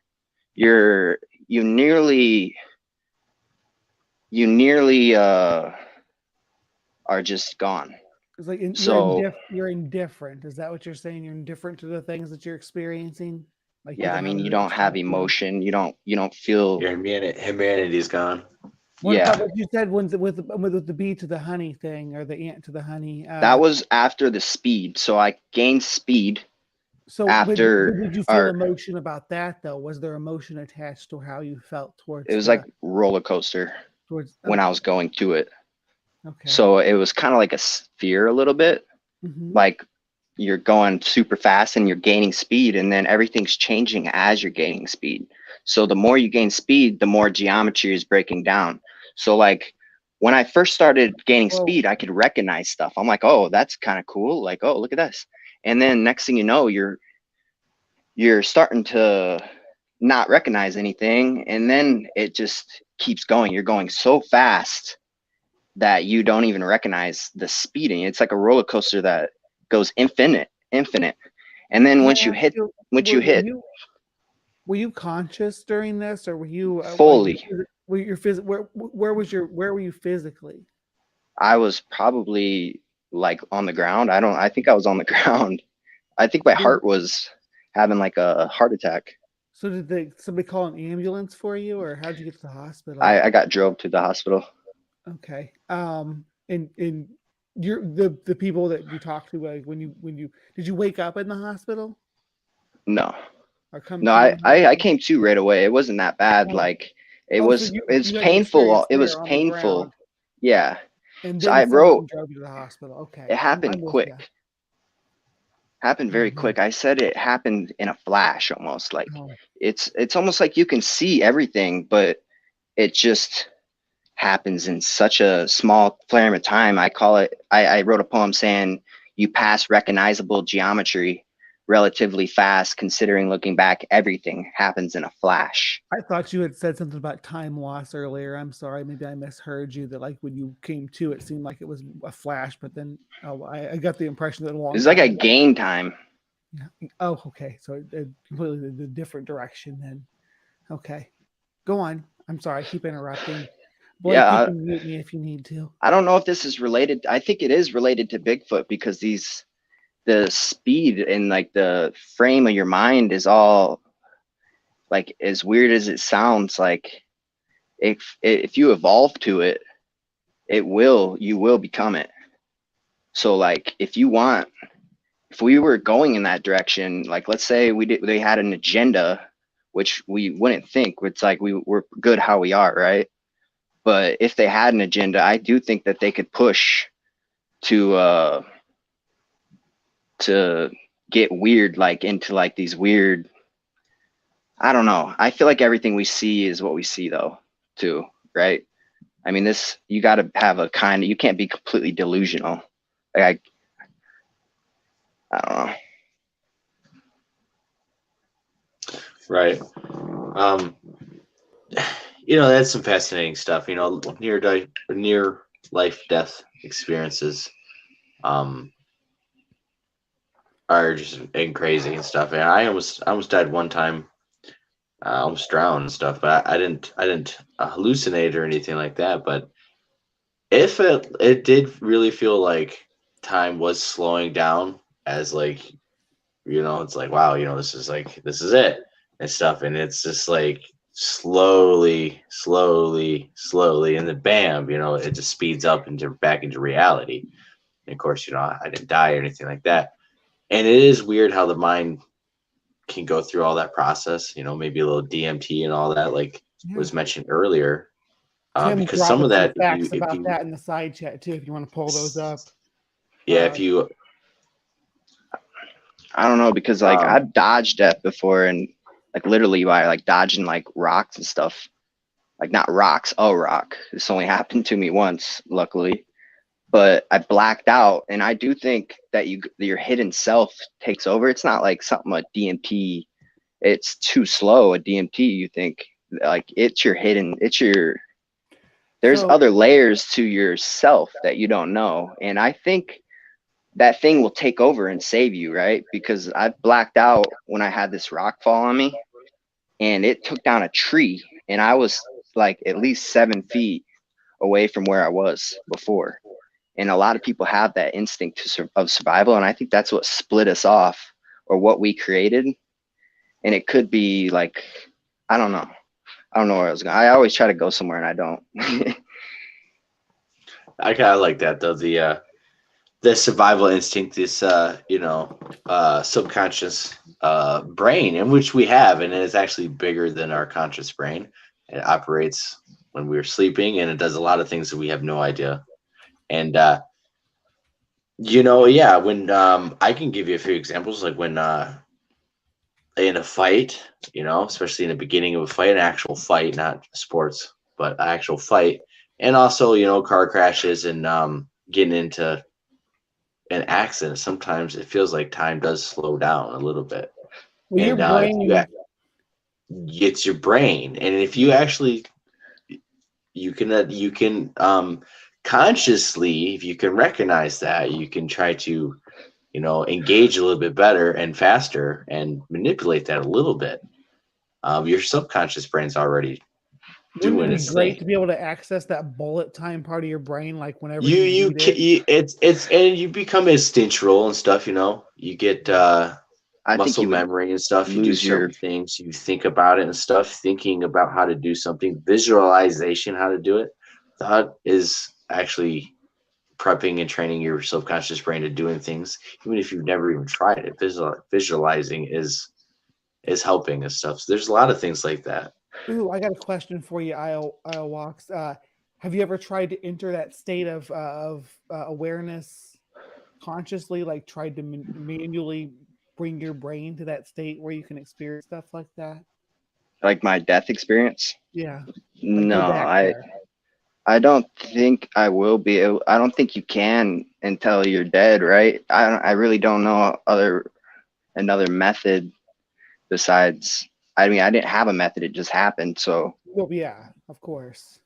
and I wouldn't try DMT. I wouldn't try DMT. I would try DMT. I'm interested in I would. I've tried other. I'm pro natural medications, should we say? Yeah, I mean, I'm not gonna personally try that, but I've heard the It's stories and legal in stuff, some people trying places, on that, or ayahuasca and stuff like that, and that one is really like the spirits and stuff start coming out of the woods, and you start seeing stuff, and you're just shitting yourself, throwing up for 12 hours or whatever it is, just to see that. I mean, Well, yeah, I haven't heard of that happening on DMT though. People throwing up or no, anything. ayahuasca. Ayahuasca is Oh. you're throwing up and you're just pooping Oh. yourself Is during it the really? experience. I've Yeah, never, oh yeah. I've never experienced that. It doesn't sound like something I'd want to experience though. It's they say it's like one of the most powerfulest ones, and the whole crazy experience, but it doesn't sound worth it to me. But they literally say like there's entities and stuff that they come out of the trees, they come out of the forest, and they start talking to you. That sounds wild. Yeah, I wonder if that's your subconscious, because like once, yeah, it could be your subconscious reality just playing tricks on you. That's what I would argue think. that all of it is the subconscious. I mean, yeah, it's all your That's my subconscious, and like your experience You too. know. ayahuasca. I'm not trying to be insulting or anything. To me, that was subconscious too. I think that what you had is telling you something about your own mind. That's the way I view the world, though. I mean, I'm a physicalist, so I definitely say it is I mean, I say it's my consciousness, what I saw, but what was the meaning of it, and that's what mostly drew me to chase it, like, is because I got like meaning out of it. I'm So glad you got meaning out of it, though. That's the important thing that you got to. but it wasn't like clear. It wasn't like clear, right? It was just like almost like a name, like, oh, it's like if you meet an alien, it's like Paul, and then it just disappears. It's like, what? It's like, dude. Yeah, I mean the brain is amazing. I've had deja vu, premonition dreams that have come true. Weeks, a week before things happen, things that happened in the dream and it came to life. Some of it was a little different, but the person wasn't wearing the same shirt, but the person was sitting in the right spot, same scenery, same story. I said the same thing, same responses, and that freaked me out.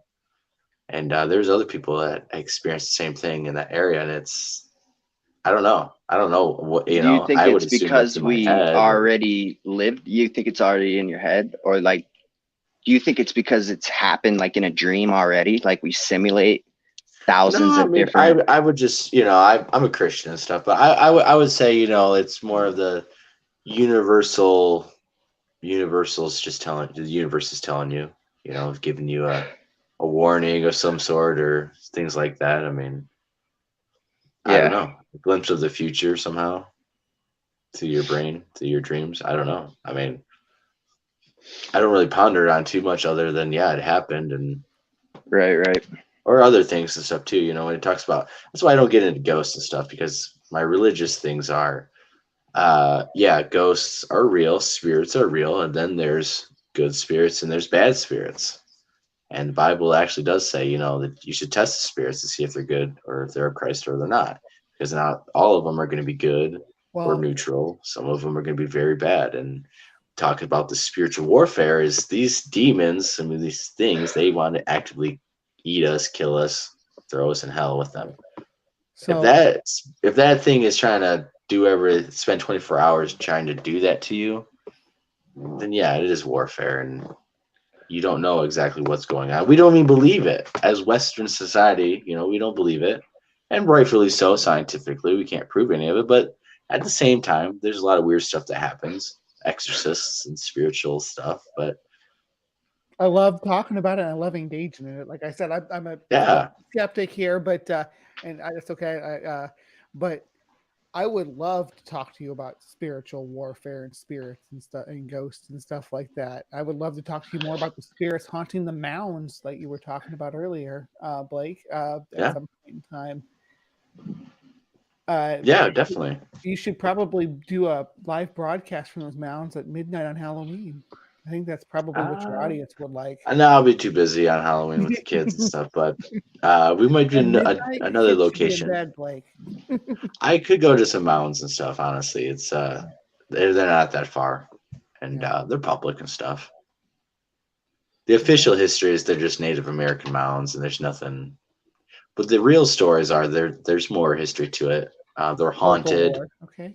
Yeah, there could be stuff buried in them. Obviously, artifacts and stuff like that, which you're not allowed to dig. You're not allowed to find. It's illegal, and if you don't report it and turn it over, it's definitely illegal. So, which is really crappy, because if like I accidentally dug into something to found something, and it'd be like, would it actually be reported or would it be secretly covered up? Because it doesn't go along with the official narrative. And that's what I kind of feel is happening with Sasquatch sometimes, because the government definitely knows that Sasquatch is real. There's scientists that know. If they're not doing their job properly. Our government's a buffoon then. And I just think that they're keeping things covered up. They're not allowing the public to see all the evidence, to know what we know. I mean, they're talking more about UFOs than they are about Bigfoot. I just have no idea why they would talk about that and not Bigfoot first. Are you thinking that there's archaeological evidence that's being covered up Oh yeah, definitely. in the U.S.? Well, we know that. We know there's reports of the Smithsonian gathering not just giant skeletons, but regular Native American artifacts, and then there's nowhere to be found. There's some stories of them being destroyed because of racist ideology and stuff when it comes to Native Americans and what their culture should have been and what they were finding. You think? Okay, yeah, I would love to. I mean, dive into that a bit too. Are there any sightings that you could specifically point out so I could go investigate on that stuff that disappears? I know there's always there's a lot of. I mean, a lot of that's from the 1800s and stuff. So you're looking at old reports, old newspaper clippings that some journalists and stuff are lying, faked, made up stories. Some of it was true. A lot of it, even if it's all mostly fake, a lot of it is the Smithsonian was in charge of finding all the artifacts and figuring out what happened and taking them into their warehouse to store. And the reality is they don't have any of those artifacts. They don't have a lot of the stuff that they supposedly took. Even the records of the towns, folks saying, yeah, this mountain was found here. They took out giant skeletons, copper tools. And we know that, copper tools and jewelry and metalworks wasn't really done all over North America by Native Americans. It was only by the Copper Mountain people and in that very short time period. But they described stuff being found in Texas that was copper battle axes, necklaces, a lot more detailed weaponry than what we're used to Native American having. And even talking about shields and even type of armor, copper armor. So do you think that could have been like Scandinavian in origin, like the Vikings coming over to? Well, like again, the Bronze periods and the Greece, coming over and the intertrading and with the cultures and doing that, yeah, for sure. Or just the Native Americans learning and adapting and creating their own thing. It's just the point is they're wiping all out and saying, oh, these Native Americans were just savages, tribes, primitive people who hunted and gathered for the last 10,000 years and had no significant culture other than oral tradition. And that is really just downplaying on the vastness of the history of North America. Yeah, I agree that they don't give enough credit to the advancements. It's because by the time that the historian people that wrote records at that time arrived in North America, 80%, I think it was 80% of the population had been wiped out by the plague that spread from first contact all over 2 continents in less than 30 years. That wiped out 80% of the population. They don't teach that. They didn't teach that when I was in school. They did teach that the Europeans brought diseases, but they didn't teach that, and those diseases wiped out 80% on the blankets. They brought them out on the blankets and that wiped them all out. No, the Spanish brought them out. And that's why there's reports of the Spanish, the conquistadors going to, South America and all the cities of gold and all these cities and stuff. And then when they came back 100 years later, they couldn't find them. They're all gone. It's all jungle. They all died. They all died from the diseases. Right. Exactly. All those the entire lost cities alleged to be in these deep jungles because still there. And we have examples of these being found. It's not like this is a concept that's far flung and unconceivable. We find cities all the time, especially now that we're doing what's the new mapping system that they use where LiDAR. Yeah, it's LiDAR stuff where they fly over a jungle and you can see the foundations of cities that used to be underneath there of these lost cultures. And they're big stone cities. They're not little villages of with right. They're significant masonry and monoliths and stuff. Incredible stoneworks and using technologies and knowledge that. Definitely in modern times, you go take out our construction equipment out there and go build one of those. It ain't happening, man. Yeah, they innovate their own. They had to make their own way, right? It's incredible what the human mind can accomplish. We did this in other seemingly inconceivable locations as well. Yeah, that's what humans are. We're builders. We build. That's kind of what is definitely distinctive with us is we gathered enough resources and sat around and started building things, and ideas and brains just grew from there. Now here we are. So yeah, I'm freaking thrilled to be here. It's especially at this point in time where we're starting to learn about again like these lost cities buried deep in the jungle because of this great dying of the Western world that just gets overlooked and doesn't get talked about hardly. I don't know. Maybe they talk about it now in school. When I was in school, they didn't talk about it. Did you learn about? It's downplayed. Other than just that they brought disease to us, to the Native Americans, and they died, and some of them died, but they don't tell you that it was like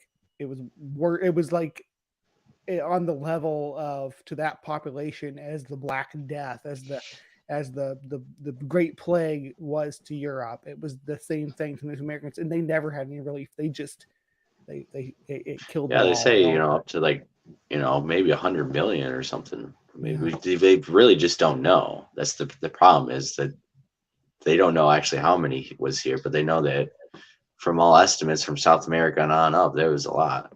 Yeah, and the civilization in the Midwest, the one Cahokia that I was talking about earlier, that was a big population center. Millions of people lived there, and it was abandoned. The whole, not just the city, not just the population center, but the whole culture gone by the time that from the point they never had contact with real Europeans.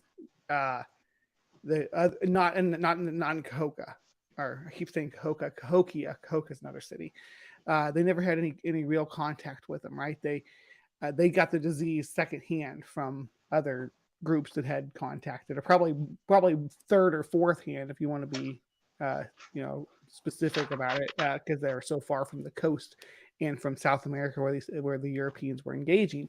So they were wiped out within just the couple hundred years between when Lewis and Clark and everything started exploring that area between then and or between the first contact and then 150 maybe years. This whole entire it was like 1500s, early 1500s. Whole entire civilization gone. Wiped out.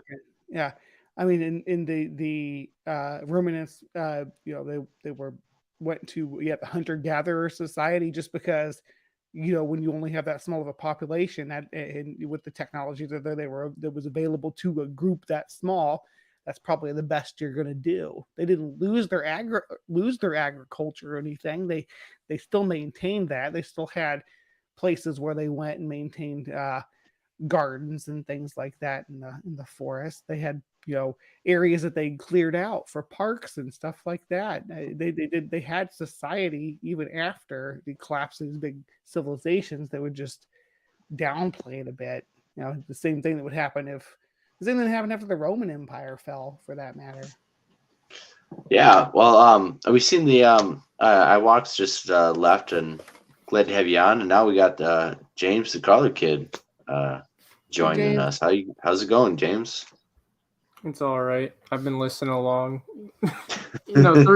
Three people's a lot. I don't want to join in. Oh, man, it's all good. We can. I think we have up to 6. Bounce here a little bit, but I don't want to just bounce as soon as you get here. I was keeping Blake company until you showed up. Yeah, it was good conversation, so I was just listening. Yeah. Yeah, you never know what can happen on a free for all, and that's the whole point of the show. Any of it tickle your fancy to revisit? You have any? No, not really. Yeah. I like the Native American talk, because that was good. Yeah. Yeah, when we were talking about the Anasazi, who were the ant people? I can't remember what the name of the ant people were, but they lived under the ground kind of like that too. They said that they came from the ant people, right? They were the ancestors. Yeah, they descended from them. They came out of the ground and stuff, out of a world, and came to the surface world. The whole hollow earth theory, which I actually like to subscribe to a little bit more. Not like there's actual whole star and stuff like that, but I think there's underground expanses of the earth that can hold life and possibly have its own biodome and ecosystems and stuff like that. Thermal vents, geothermal vents, and stuff like that. So you can have different types of temperatures. Not necessarily dark worlds, though. I guess there could be. There's phosphorus down there, though. There could be. And then if you want to get the whole, Agartha and all these ancient cities, or underground cities, or lost cities, blah blah blah. Dude, what was that name? I'm going to take a note of that, because Agartha. There's Agartha. There's like Shambhala in the Himalayas, Agartha. Yeah, there's a Eurasian one, which is kind of over by Russia and stuff. And there's a lost city over there that the Soviets they actually spent money and tried to look for it and stuff. It's kind of cool. Thank you. These are because I know a lot about I know more about is like lost, like the islands like Mu and Lemuria, of course Atlantis, things like that. But yeah, I'm not familiar with these ones. So this is excellent stuff that you're giving me tonight, Blake. Excellent stuff. Oh yeah, and I think it was an excellent conversation with everything. Pretty neat stuff. And this whole Hollow Earth thing. A lot of people think Sasquatch lives underground. There's reports I've been told of. These are just rambles and rumors of our military actually dropping bombs in deep underground spaces at whatever's down there. We're not quite sure, but they're bombing the crap out of whatever is down there. Well, and that like Space Force isn't really for space. It's for more like terrestrial exploration of deep Earth exploration. That's the new frontier. It's not space. It's deep Earth exploration. Flying up and looking back down. You think? Yeah, like car systems and stuff. There's obvious water down there. There's this could be life. There's things that we are finally exploring that ancient cultures talk about. There's I can't remember what country it's in. Maybe it was like France or somewhere in Europe. They had this mine and they broke into this new cavern and they had this like insect humanoid type of creatures that were attacking them. So they had to they eventually collapsed that mine and stuff. But there's like stories of them breaking into this chamber. That reminds me of the Van Meter monster from Iowa. There were like two creatures that were like seen in this town, Van Meter, Iowa, at the turn of the century, and they tracked. It had like glowing horns, and it was really weird creature. It had glowing horns, and they chased it back to this coal mine and collapsed the mine on it. But they thought that the miners had woken something up, dug too deep, like the dwarves of Moria releasing the right the Balrog. Yeah. There's some stories about that. Honestly, it's kind of weird too, because and that's the whole concept of the abyss, this underworld, right, of underneath the ground and in these dark places. And there's a castle in Europe. I think it's in Germany, or maybe one of these castles. I think it was during the 1940s, 30s. The Nazis took over, and it was Heinrich Himmler's SS castle, I believe, or one of their castles. I think it was his actual SS castle. They did a lot of occult things there. There was a lot of legends of this castle before. I think one of the legends is there's an underground chasm. Real quick, I did this stream the other night. You need to go watch. It was about the secret Nazi weapons. If you're into into that sort of stuff, I did it with my friend who's he's a doctor or almost a doctor. He does laser stuff but he did a lot of research into it. But anyway, if you're into that, go on. I'm sorry about Himmler's castle and the connection. They were doing a lot of weird, crazy stuff, and just that whole time period. What a crazy event it was for the whole world. A lot of stuff was happening. A lot of stuff happened because of that, actually. So basically, this castle and stuff, it was built over top this this chasm or whatever, and basically there would be these monsters that would come out of it and stuff. And this castle was built around it and eventually sealed off. And the Nazis obviously took it over, knowing about the story and trying to do all sorts of things. But if you just look up European castle built over top of Demon Hole or whatever, the story should come up pretty easily. It's a 5-minute Google search, That's good stuff. I'll have to look into that. And the Nazi super weapons, they did a lot of things that people just don't realize and stuff. A lot of crazy experiments. I mean, they had like Big Bertha, big, huge rail guns on train cars, massive. Yeah, we covered ones those. on the side of the mountains. I mean, that shot Did Just you crazy the one that things. was they were building in the mountainside, the big gun that they were building on the mountainside in France to point at London? That was going to just fire. shoot What it. is it? 60 miles to London. This gun was literally going to fire that far. Their ballistics were incredible, but of course the V series missiles. Yeah, the rockets and all that. Those were More practical. There was no answer to that. The Nazis pulled no punches there at the end. Did you know about the sun gun that they were going to put that they were wanting to put into orbit? They had a timetable and a fight. I know they were working on. They had space shuttle designs. They had glider designs, space shuttle gliders, bombers that would just glide and hit wherever in the world. They were working on stuff. They built our space program almost. I mean, they were working on stuff that was so advanced it was ridiculous. A lot of people don't understand, where they get these ideas from, and that's where a lot of this, von Braun, the occult von things. Braun, Yeah. Operation Paperclip. Yeah, that's speaking about aliens and them going to Antarctica and meeting with the Greys and getting information, or that's Operation High Jump. Yeah, Operation High Jump.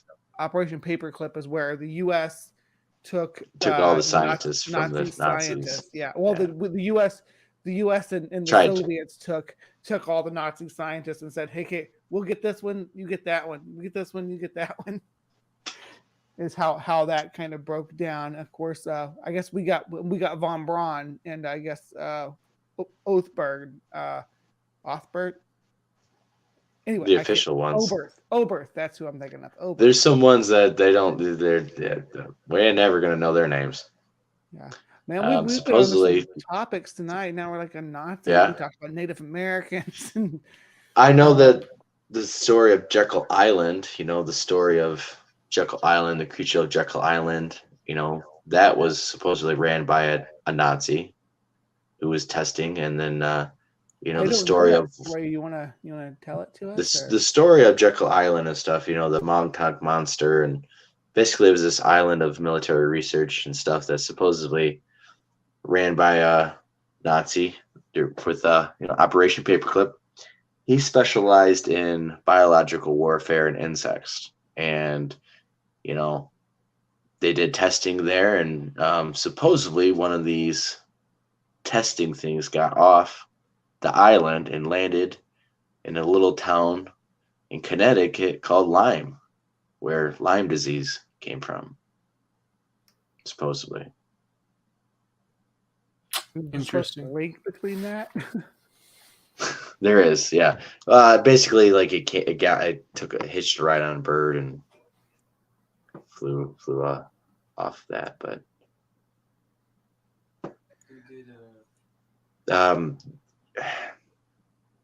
it is really telling that our own government did take a lot of these Nazi guys and put them in our programs, and then some of these guys definitely seen and caused people to die. So the Montauk Monster that I'm familiar with is the raccoon carcass. Yeah, pretty much. Yeah. Is that supposed to be the same monster? Same monster. There's a couple other carcasses that wash up, but so these are supposed to be like biological experiments done on that island. What people are saying, yeah. But the one story that I heard is about the Lyme disease coming in Connecticut. But yeah, if you can, because I think the official story on Lyme disease is that it actually did come from there. I think that's where the first reported case is, anyway. Right.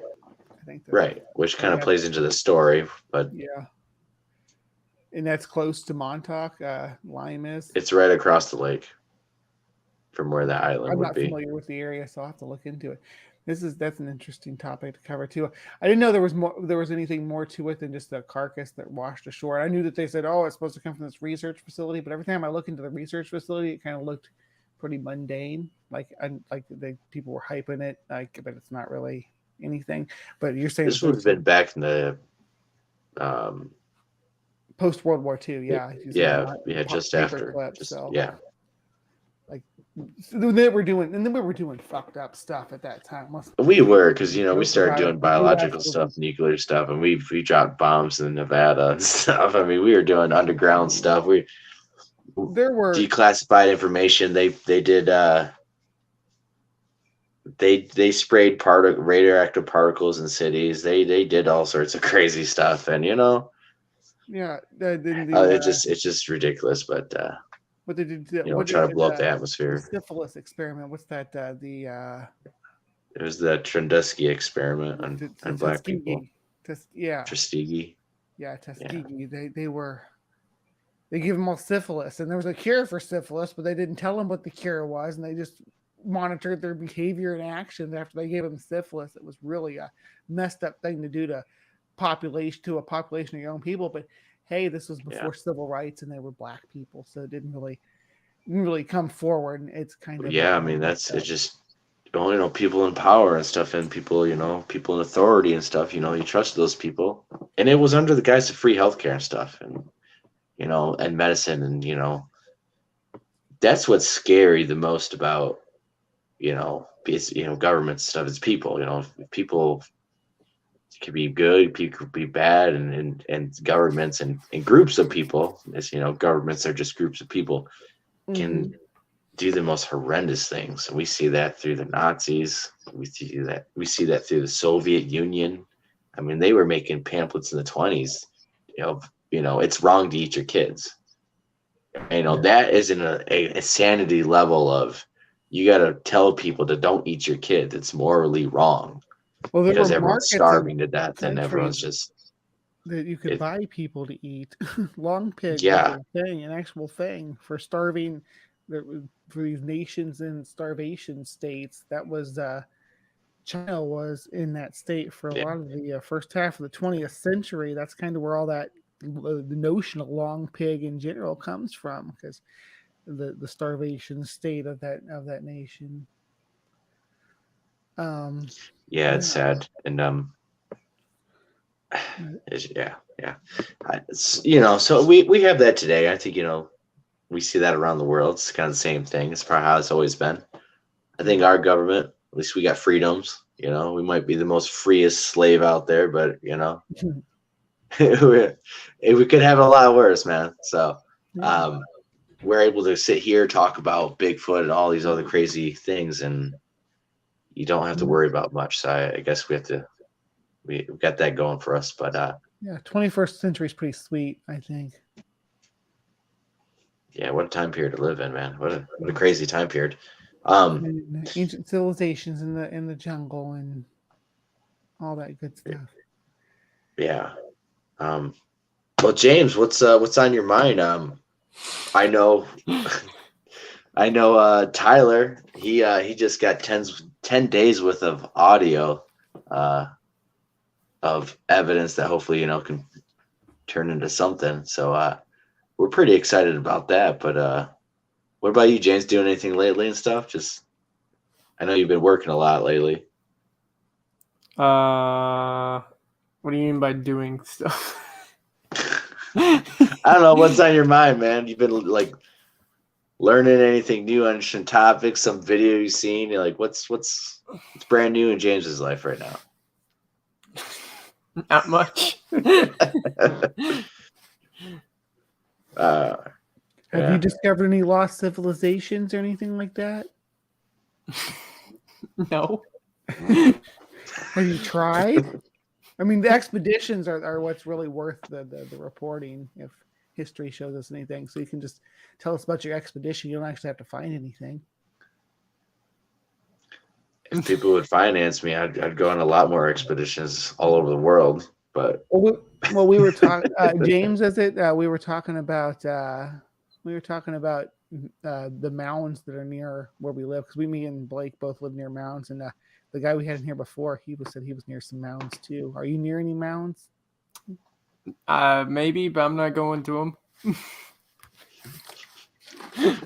Me and James actually found unmarked rock pile mounds and stuff. They're rock piles, but they're mounds and stuff, and they're different dimensions. They're small ones. Some of them are 4 feet wide by 8 feet, or 4 by 5. Some of them are Is there 10 by soil 20. over Some them? of them are 20 by 20. The biggest one I've seen was like 30 by 40. Is there And soil these are over big them rocks too? and stuff. Huh? Is there soil over them too? No. No soil? Some of them are, yes. Some of them have soil. Some of them are in the process of being covered. Some of them are not. They have moss and stuff, but they have not. And some of these rocks are out of place and stuff. And we've also found what I think are markers. These are pretty big boulders, or 100 to 200 pound boulders or more, or pound rocks that are placed on top of ridges or along the side, and they point towards water, or sometimes they connect to another mound. Just definitely doesn't seem like a person in modern times brought that out there. No modern machineries pushed that into place, stuff like that. It's off of roads in the middle of the woods, so it's no modern people are doing it, at least. Sometimes it marks the opening of the inner earth to those giant pockets to the nether. I don't know, maybe. One of the ones I remember most about that stories like that it's from the UK. There was a mine that alleged pteranodon, or they call it a pterodactyl in the report, I believe, but crawled out of a mine and died when it breathed the air from the outside. I always thought that story was kind of funny, but there are, like you said, a lot of legends like that. Of course, the movie The Descent is based upon humans that live down in a thing like that. That movie is freaking awesome, by the way, if you haven't seen it. That's creepy. That's a creepy movie, man. Movies. And it reminds me of the Cherokee have a legend of the Moon People. I don't know if you heard that legend. Mm-mm. The Moon People, they're a race of people that live in caves and are actually light sensitive. And the Native Americans, had conflict over the years, and finally, started to exterminate these people. And so there's a great conflict under a great moon, because these moon-eyed people couldn't see during a full moon. They were blinded by the light. They were that sensitive. I guess they could see in the dark.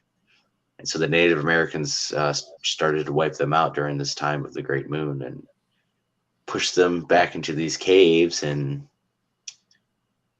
they describe them as a different type of people. They weren't the region native. the region that the Cherokee lived in, like South Carolina and that area initially where they came from. That's where the stuff about the wild people that live in the caves and the mountains in Appalachia come from, like the Dennis Martin story and stuff like that. Speaking of, do you know South Force 10? Talking about the Dennis Martin stuff.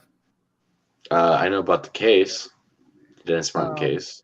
There's a YouTube channel. I go listen to him. He's like a Smoky Mountain storyteller kind of guy, but he like walks around the graveyard with a camera, just telling stories and just walking around, and telling the stuff the legends he grew up with and stuff. And he talks about what he was told from the people in his life about what happened to the Dennis Martin case. And there's notion of wild people that are different than Bigfoot, that live in the back of the caves in the woods and in the Smokies and perhaps elsewhere in the Appalachian Mountains, that are not quite human.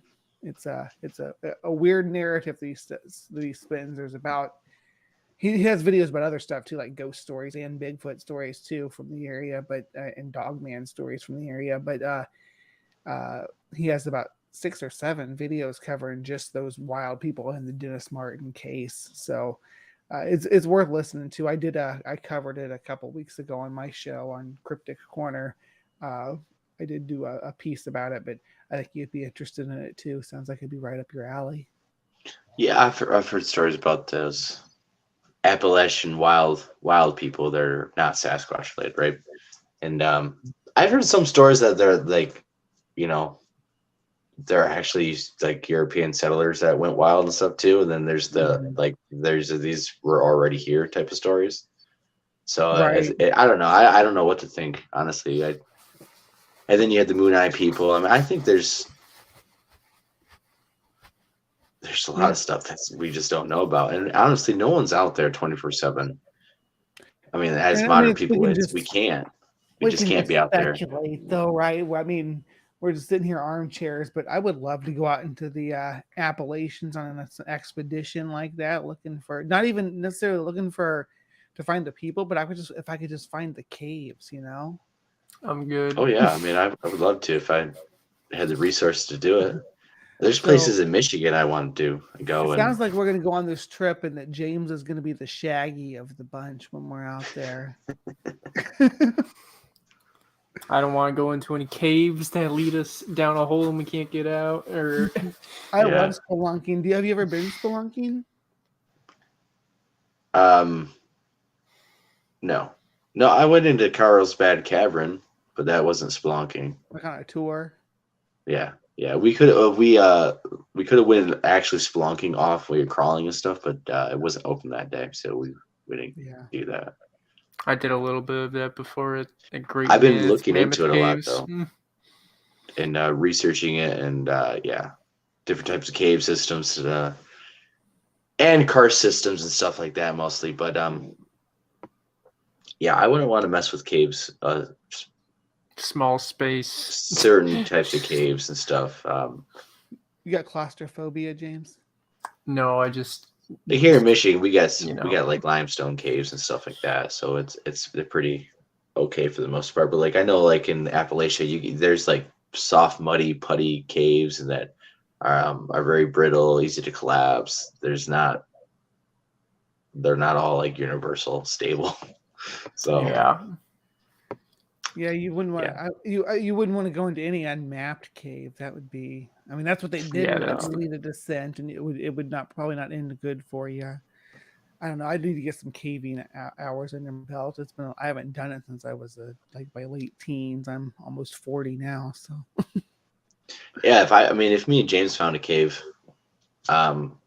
straight up, I would be telling everyone, hey, this is where this at. You gotta let people know.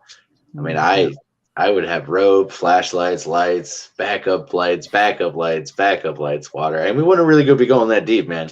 And it's like, it's a lot easier to go down than to go back up. So, you don't go far into caves at all. You're not trained or professionally know what you're doing. Yeah, nope. Right. There's people that disappear like that every year. And I would explore the entrance and stuff and maybe go a little bit, but I would not go just shine some lights into the mouth or whatever. Yeah, quarter mile the most, and that's one way, not turning any other way. No, if there's any other passages, turn around. I ain't getting lost. Nope. Good idea to bring some glow sticks and drop them along the way. No, you have to really take it super seriously, because that is just it's not a joke. And I've been watching a lot of spelunking and cave diving. There's a lot of cave diving deaths and horror stories, and that kind of freaks me out a little bit of some of the stories that they go into and how things can go wrong very fast. Yeah, and I've listened to a lot of them. They turn out terrible for the poor individual. It's good to people doing it alone. Never go caving alone. It's good to look at that and to get prepared and realize that you should take this stuff seriously. A lot of people get hurt or get killed because they aren't taking what they're doing seriously. Little mistakes that if they just would have double checked, or the atmosphere, it's a little bit more dangerous than what they think it is. Some of these people would have been alive. What was his name? Was it Terry or Tony? Beach was his last name. The M-shaped cave. That no one's ever found it, but that YouTuber who went lost. Yeah. I can't remember what his name was, but he went missing looking for that M-shaped cave, and with this weird vibrational thing that was messing with them or something. Kenny Beach. Kenny. It wasn't Terry. It was Kenny. Yeah, I couldn't remember his first name, but that'd be something else I'd be interested in, just going out and seeing. But you never can tell what's going to happen out there. Robert Kreider, He does crater explorations. Mm-hmm. He's in South, or he's in New Mexico and stuff. And he talks about caves, and he's done treasure hunting and has gone into some pretty amazing underground like mines, crazy stuff that's out there. And he has pictures of rocks, and he has pictures of like geoglyphs. He has pictures of things that no one else has that I've seen in North America, but basically of this, ancient lost cultures and stuff like that. I think if you haven't checked him out, check him out on some of that stuff. On some of his live streams, he goes into detail and shows evidence that he's got. Mm-hmm. And yeah, man, there's a lot of relics and mine shafts and things out in this new world. It's not the new world, it's the old world that is left undiscovered. It's censored, it's hidden, it's covered up, it's waiting to be rediscovered, Yeah. All right, I'm gonna pop out to the side chat now. I've been in here about almost 3 hours hanging out with you. It's been fun. I appreciate it. A lot of good conversation tonight. You care if I clip some of this and talk about this on my show? Yeah, more than welcome to. I'll send viewers your way. I don't have a lot of subscribers, but I do have some. So yeah, and if anybody from the side chat here is interested in seeing more of me talking about stuff like this and other stuff too, I talk about science and bugs and stuff like that, but I also like to talk about cryptozoology. I have a special section about stuff like cryptozoology. So if you're into that, you can subscribe to my channel. And you guys have a good night, okay? Yeah, thank you so much. My email's in the side chat if you ever want to invite me on for anything, okay? Yeah. Thanks again. James, Blake, you have a good night. Good night. Mm-hmm. Yeah. And what a fantastic show, a free for all show, anything goes. Honestly didn't expect it to go the way it did, and that's what makes it so great. Anyone come on and be respectful and talk about things, and that's what I like doing about this sometimes. Don't have to just hear me chat along all the time. And yeah, man. So so next week and stuff, I'll be testing out the audio and stuff. We can show some audio clips. I was actually going to show the clip that you got of Sarah singing and stuff. So that's what I was going to do and test all that, but You got we'll time. do that next week. Yeah. Yeah, you can just do it next week. Yeah. I gotta fix it a little bit. I thought I adjusted the audio and everything to work right. So we'll do it next week and stuff. So it should be no problem. We'll go over through some audio, maybe do a little bit more clips, throw the live link in there. So Mark Zasky, Crypto Reality, he popped in a little bit ago, saying hi and stuff. Yeah, and, I saw him. He's releasing a lot of 168 stuff, and I'll address this now. He's going through all the 13 terabytes worth of data and footage and stuff, and finding evidence that was shot and presenting that and stuff. And I think that's great stuff. And I know I've been waiting around for it to come around, and I've seen some people. Some people are kind of iffy or kind of mad about the situation, and I really don't think they knew about the whole situation clearly. And regardless of the situation, I think it is coming out, and you guys are able to see the evidence. Yeah. So Yeah, I think I know what you're talking about, but yeah. Well, like some people, like Carrie said, that they were some gonna do people actually like a whole video of like everything, but Carrie it never wasn't had the shot time. Well, it wasn't shot the right way. You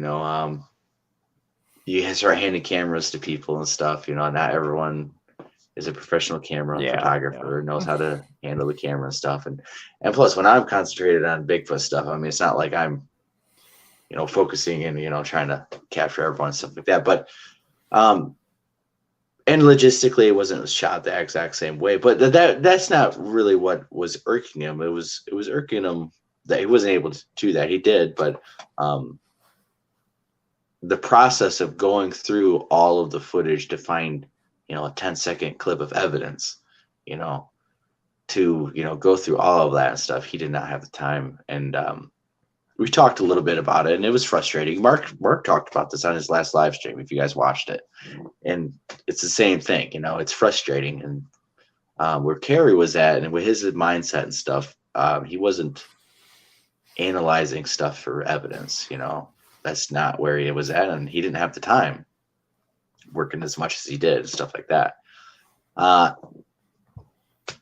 People were pressuring him, stuff like that. A lot of pressure was on him to get that 168 footage out, and all out of all this other stuff. There's more stuff on there.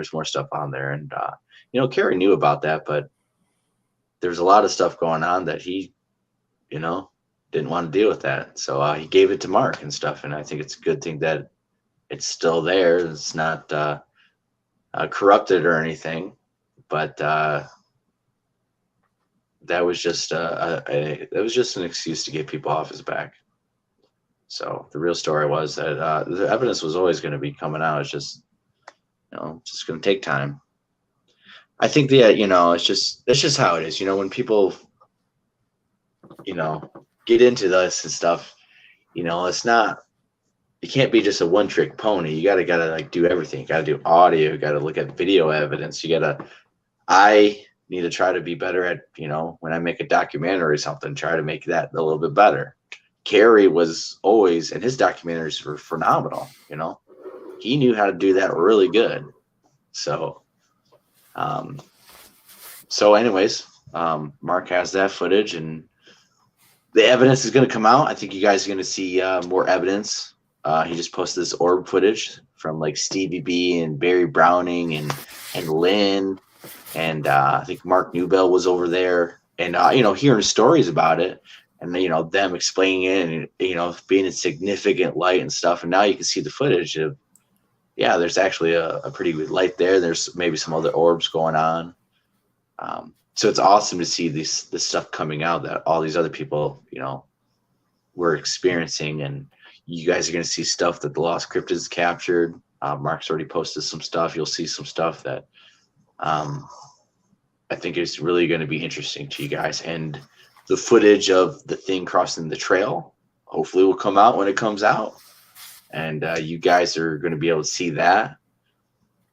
And, I think people should just be humble themselves that, that it's coming out. Not everyone likes Mark. And, I don't agree with everything that Mark does or maybe that he finds in his research. It doesn't matter. I've been out in the field with him, and I 100% know that he's out in the field and he is doing work.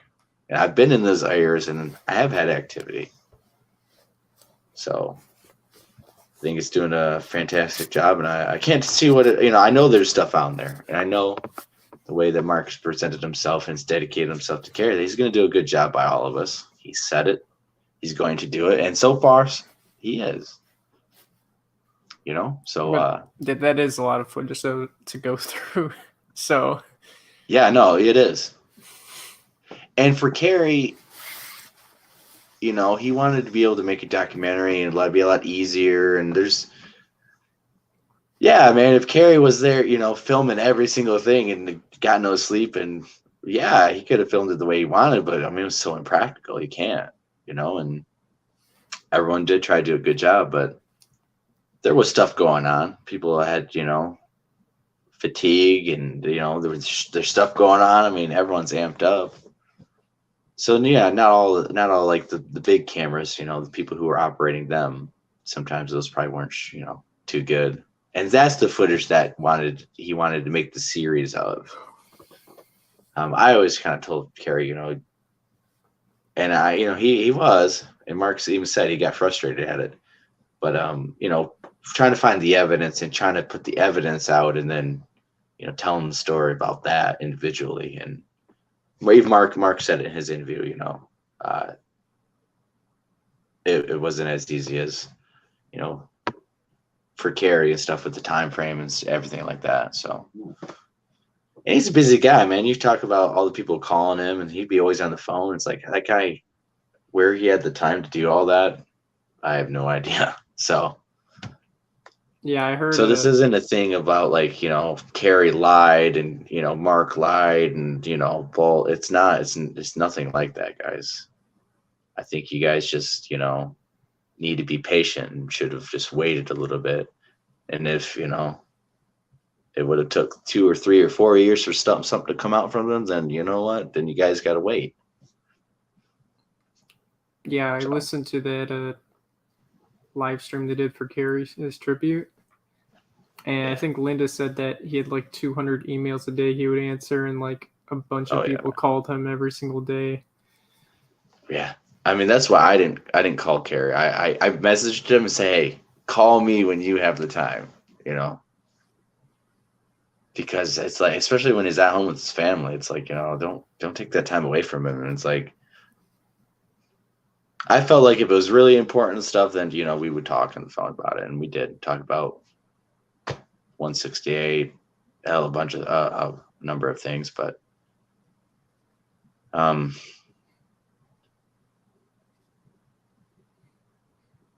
yeah, the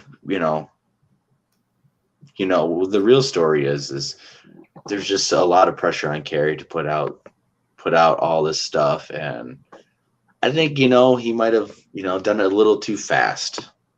And that's, and it's no fault of his own and stuff.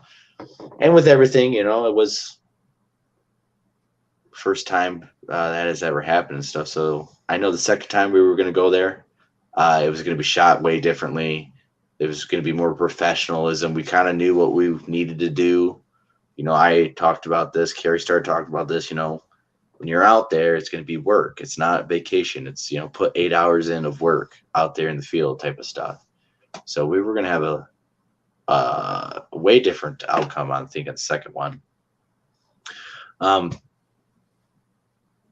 But you know what? I'm glad that all this evidence is finally coming out from the first one. I know a lot of people have been waiting on it.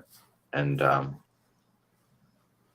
I'm glad I'm seeing this orb footage and stuff. I'm kind of excited. I know there's other footage that people got, other experiences that I can't wait to see what they got and stuff. So, because, it gives the full picture and stuff. And it's not just stories that we're telling you, but it's actually stuff that happened and we can show you on video. Because it was a fantastic event. It was a great time. I'm honored I was able to go and meet Mark, meet Carrie, meet all the other researchers and friends that were there and experience the stuff that I did. So, I just, it shouldn't be a big deal. This shouldn't be a big drama fest because of whatever situation. It doesn't matter. So, we can honor Carrie by, Mark's putting out this work and stuff. If you don't want to agree with his narration on it, you know what? Mute him and just watch the evidence yourself. Okay. I mean, it's as simple as that. So, yeah, I don't know if you know what day it is. I kind of do. Yeah, it's Sunday. Why? On the same day 2 years ago, we were on the Dewey Lake area. Yeah. Oh yeah, I do remember that. And actually, I have a video of us out there coming out soon.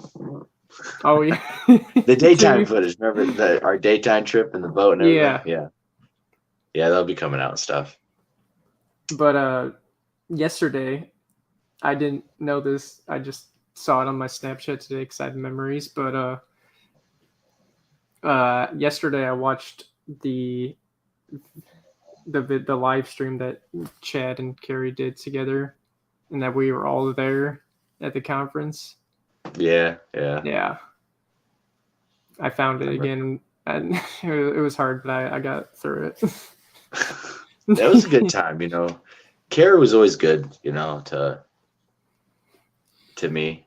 our relationship. He had relationships with other members in the group, and yeah, it was a fun time going live and stuff. And one thing about Kerry is honestly, when you met him and stuff, you could, he was a good guy. I mean, he was just a kind-hearted guy, and his experience really changed him. I mean, he said it himself. He used to treat people like dirt or didn't care, and then he completely 180 changed. And you could see that with his work ethic, how he carried himself, how he treated people. He would, base his own opinion on you and his own relationship on you based on your actions and what you did to him and with him, not what other people said or, rumors that they were spewing in his ears. And it was really just integrity that just went hand in hand with them. And,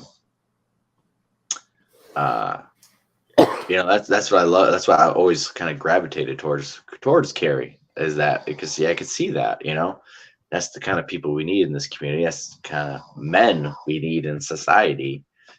And, I just always had respect for him like that. I started calling him boss because of that, because I want to put work in for you. And, I respect you like that. And then, one thing he always kept telling me, he's like, it's not about, I don't care. It's not about Bigfoot Odyssey. It's not about me. It's about you. It's about, you guys. That's all he kept saying. So it's about you guys and stuff. It's about you guys. She's like, I want you guys, to get big because of this. I want you guys to, experience stuff. Uh-oh. I'm glad one of those didn't pop up. That's the first time I've seen that in this chat. Yeah, I've seen it before. Give me a second, guys. I'm sorry. Do not click on that. You will be hacked. Probably. You will definitely be hacked. Well, there's no link, but yeah. Okay. And they are blocked. Forever gone.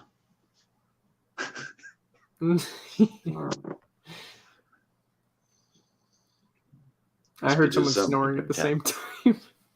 It's my girlfriend. She's sleeping. Right next to sleeping.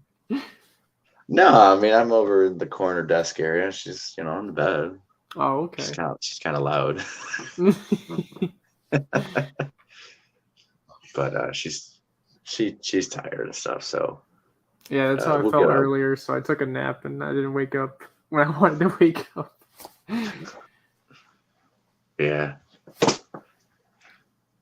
But yeah. So I'm glad the 168 stuff's coming out. I mean, I'm glad I was a part of it. It's just, it sucks that Gary's not around. I mean, it really sucks. Yeah. I just always thought, this dude, it's just up and up and up. It's gonna keep going, and I always thought, be coming to Michigan one of these times with him, Mark and Carrie and whoever else. Would have if it wasn't for that one individual, but. Yeah, he would. Yeah, it doesn't matter for the conference and stuff, and that just shows, he didn't put up with it. As soon as you rubbed him the wrong way, he cut ties with you, rightfully so. And there was people giving him drama on all sorts of things, and he didn't care for it at all. And he just didn't, I didn't care for that. But no, for like their Impossible series, have him come up for an expedition and stuff and film it for a Bigfoot Odyssey type of thing. This was the stuff I was, I see in the future we could probably do. And, there's going to be 168 in Florida. There's going to be 168s in other states, man. I mean, really. I mean, you can still put do the work it. in. Yeah, it's just not. I don't know. Carrie had a special vibe and stuff to him, present. Yeah. I mean, his voice and stuff. People just catered to him, and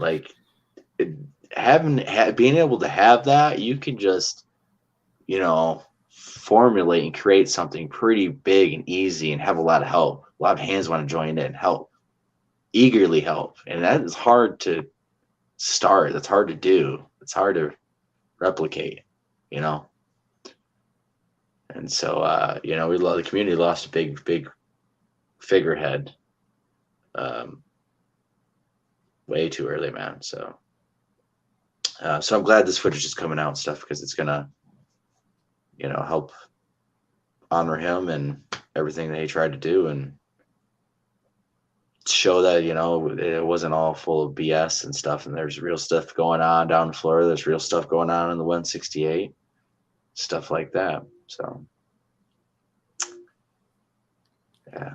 But yeah, what I was gonna say is that I watched the live stream from Dewey Lake when we went, and they did Bigfoot Odyssey. And they did like interviews of everybody pretty much. It was just really cool going back and watching it. Yeah, but, back when the group was full. Yeah, But I remember I told him that, he's like, "How'd you get into Bigfoot?" I'm like, "Finding Bigfoot," and he's like, "Really? No one ever admits that." I remember that. Yeah. Yeah, he had that surprised look in his eye too. Yeah. He was he liked you too. I think I remember that interview and stuff, and see, I didn't remember it, so that's why I went back and watched it. I remember. I watched it and stuff. We did one interview for Bigfoot Odyssey, me and members who are not in the group anymore, and it was a shit. It was the shit show. Yeah, it was. Carrie almost kicked us all off, but kicked those guys off. One particular guy, and almost. Oh, no. Oh yeah. No, it was Chad. Oh, okay. Chad was just drunk, and he was just attacking the other member, Josh, and it was just so stupid. I was just, oh my god! If I had the button to get him off, yeah, we were like, it was like before we went down there or something, and oh my god, it was just like, oh. But you know what? We played it cool, Chad. It was just a glimpse of what was to come with that character, really. And I'm surprised the look on Carrie's face. I was just like, oh my god, no! I never seen him get mad in a live show like that ever. I know, and he kept it up. I think it's still up there. Yeah, I think it's still up. You can watch it. Like, man, I remember when he used to get like real drunk and do live streams, and it was just. Hey, he was my friend at one time, and it's like, I guess I was tolerant of stuff I shouldn't be tolerant of, but just how it is. Yeah, but I also remember Carrie being like, "That's the first." I was the first ever live Bigfoot call. Yeah, on Bigfoot Odyssey. You blew everyone's freaking eardrums out. Yeah, not really. I could have done it better. I don't even know if anyone has done a Bigfoot call after that. Like, not like a caller kid call. Yeah, it was great. I'm glad that they're still doing the Bigfoot Odyssey and stuff. Yeah. They'll be doing interviews with Daniela. She's a really good host, and a few others who could be working with Bradley, Yeah, Bradley, man. I gave him a good message because he's hurting. Yeah, I could tell. I wanted to keep messaging. Yeah. I don't even know what to say. It's like he was hurting on that live stream, but it's like I don't mean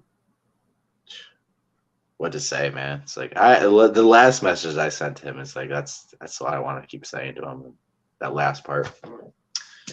But Bradley was a great guy, stand-up guy, man.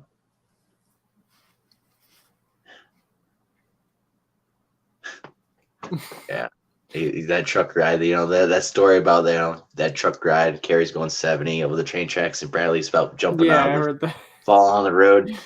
He was livid, man. It was just.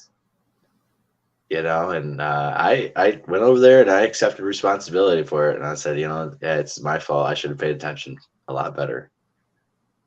And I should have, because that's kind of what I do, as a leader of my own group and stuff. It's responsibility as a leader to make sure everyone has a spot to go and not get stranded and left behind. So Yeah.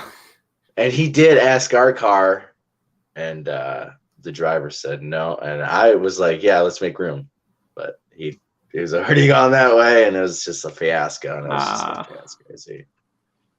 I'll tell you a little bit about that after, but yeah, it was just, and that area is pretty sketchy too. That's the area where, we had activity, a lot of activity actually. Hopefully it comes out with crypto reality, because there's some interesting stuff that's going on with like me and Chris, and then with these other people like Mike V. I believe his flashlight gets knocked out of his hand during the same time period that me and Chris are trying to have this interaction over here. And What do you he's mean pretty knocked shook out of up his hand? about Was it. like Like a rock? Like I think he said like a rock, or it got smacked out of his hand or something. A rock hit it Weird. and it broke it, and it was a mag light and stuff. It was pretty sweet. He was shook up about it. Like when he just Isn't visually like a seen mag and light stuff. like very durable, good flashlight. Yeah. And he was pretty shook up about it, man. He was on edge after that. He wasn't really like a Bigfoot believer and all that. I think he would just get into it. He just showed up and stuff. Carrie was just like, yeah, hey, sure, I think Mike V asked him or found out where we were or something, and Carrie's like, yeah, sure, show up. And Joyce, went out with us.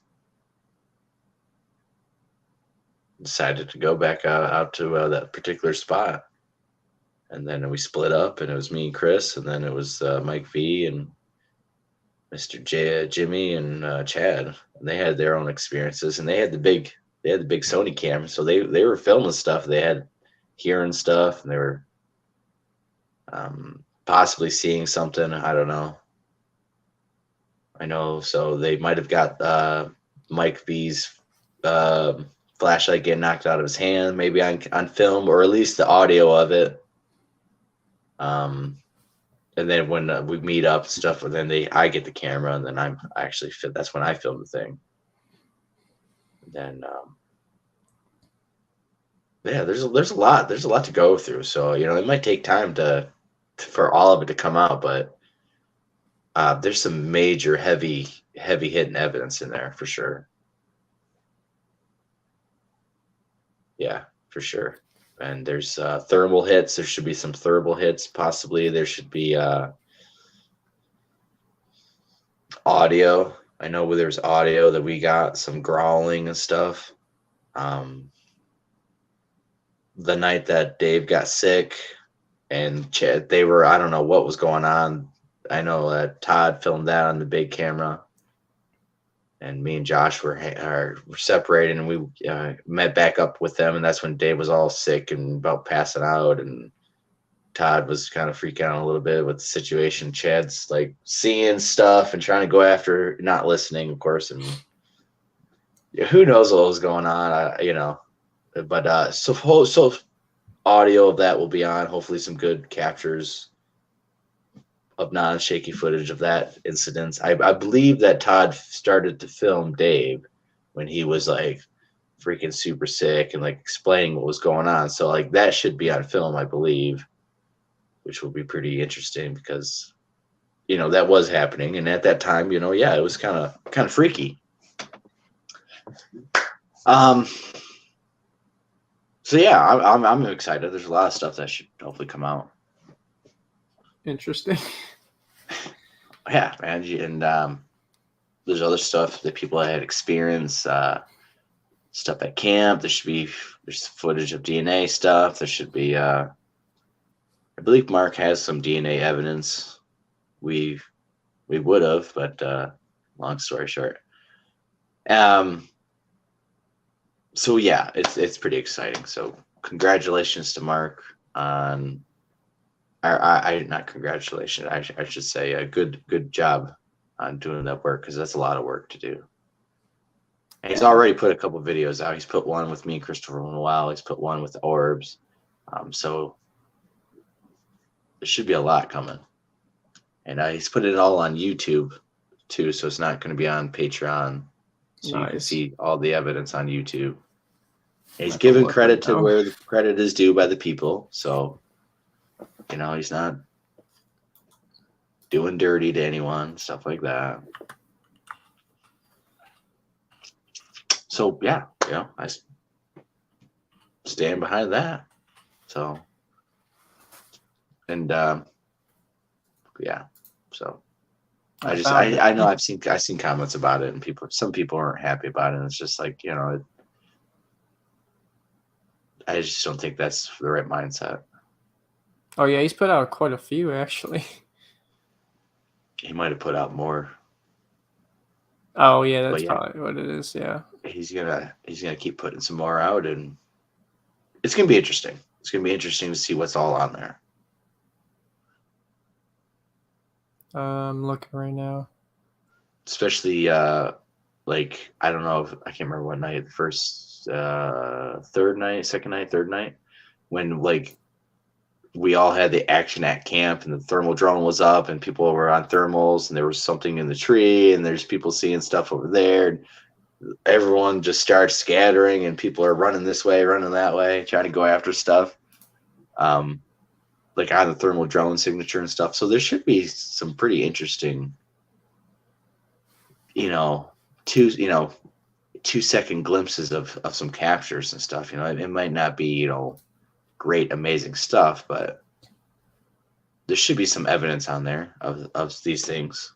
It's not going to be like super stable quality where you can see the whole time, but it should be something enough to see the things that we are chasing after, what we had seen and stuff like that. I see the lights you're talking about. He's Yeah. got episode 1 of the expedition, and then a footage breakdown, and then Florida skunk ape filmed while there. So he's got like 4 videos, it looks like, I don't know.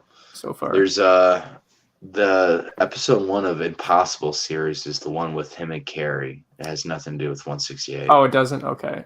That was the new series that they were going to do. They shot in Florida, then they went over to Jeff's friend. I can't remember his name. Jeff's friend, Standing Goats Rescue. I can't remember I know his channel. I can't remember the dude's name. Went over to their place, and then they went over to Arkansas this last time, and then So he got some episodes on that, the footage that he shot from those expeditions.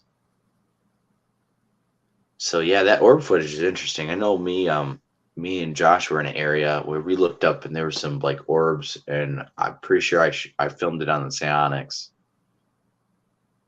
If it's on there. Of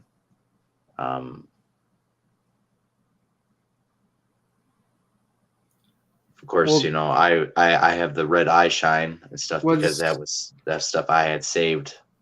I wasn't able to save every single thing I filmed. Was everything filmed in 4K? No, because everyone had different pieces of equipment and stuff. Okay, So that would make the sense main why there was cameras- so much like terabytes. But the never main mind then. cameras, the main Sony cameras were shot in 4K. Okay. And there is a lot, yeah. So there's hours and hours and hours in that. So that's probably like half of the thing right there, because it's just so much more. But there's audio. Yeah, you would have to like carefully go through that stuff then. I shot everything in the GoPro was 180. The Psionics shoots in 720, which was Chad's. Chad bought that and used, you know how it is. Here, use this. Anyways, but a lot of people brought their own cameras and stuff, so I think they were mostly 180p devices. I think one or two had like 4K quality type of equipment and some pretty good thermals, but not. nothing like what Carrie is running. And that big main camera, I think, was the AX50, is what I shot the creature crossing the trail on. So I captured it on the best camera I was in the whole trip. So Nice. So hopefully that comes out. oh yeah, it should be coming. I mean, hopefully. And yeah, so probably do some interviews and stuff. Mark, I know he's already said he wants to interview people to line up stories and stuff like that, go over the footage. So honestly, there's going to be a lot of content coming out from Crypto Reality on the 168. You'll see probably a lot of researchers from 168 in interviews talking about certain things, and I think it's a good thing. I think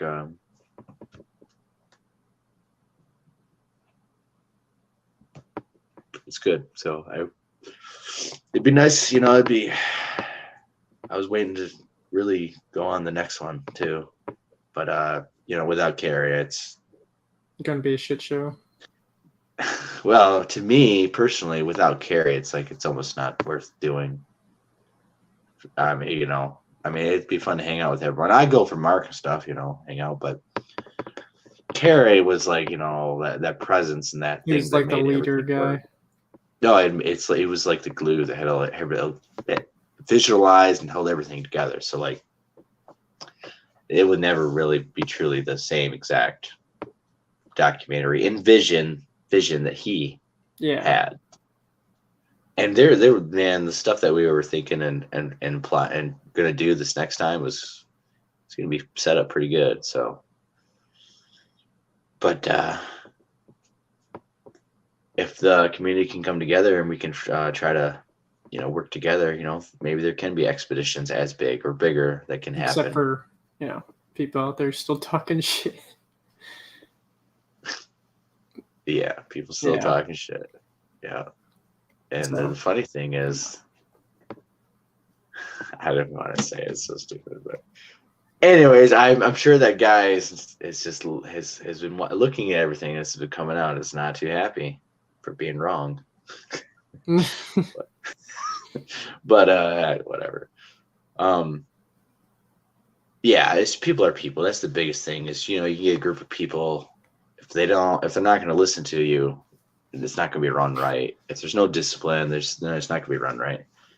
The 168, it was a success, but it didn't. It was kind of slow start. Like Carrie. Some people would go to Carrie and say, "Hey, Carrie, what do you do? What do you want us to do?" And he would say, "Go to your team leader." And you can hear this from other people and stuff. You go to your team leader, and they're like, "Well, they're spending too much time diddling their fingers thinking about what to do instead of doing something." So we ended up just going out, and that pissed some people off, I guess, maybe. But I'm not waiting around, man. I came from Michigan. I'm not waiting around. And if you honestly, people start picking up a little bit, going out there and start doing stuff. And there wasn't no like schedule, like, oh, hey, this team's going out there, as it was, probably should have been. It was going to be next time. There was a lot of chaos going around and stuff. So I didn't bother Carrie with bugging him. There's a lot of people bugging Carrie. Carrie's sleeping in his truck, people knocking on the door, waking him up 5 minutes after they just, get told he's sleeping. How come he slept in his truck? He's more comfortable. At that time, he was still dealing with some PTSD well, I mean, trauma. I still don't think the truck's going to keep you safe, is what I'm trying to say. Unless was it just like his safe haven or... Oh yeah, it's a safe haven. He's used to, sleeping in his truck for work. He's strapped in there, just saying, air conditioned. If something really wanted you, they could just, pull your doors out. Yeah, we're in a camp. We're at a campground right there, so it's not like it's in the middle of the woods. Okay.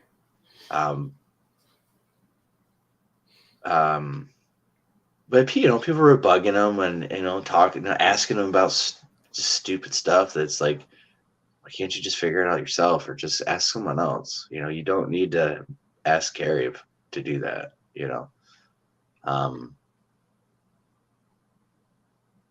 I asked Carrie I was like, Carrie, I'm gonna go out here by myself and check out audio, and I'm gonna be gone.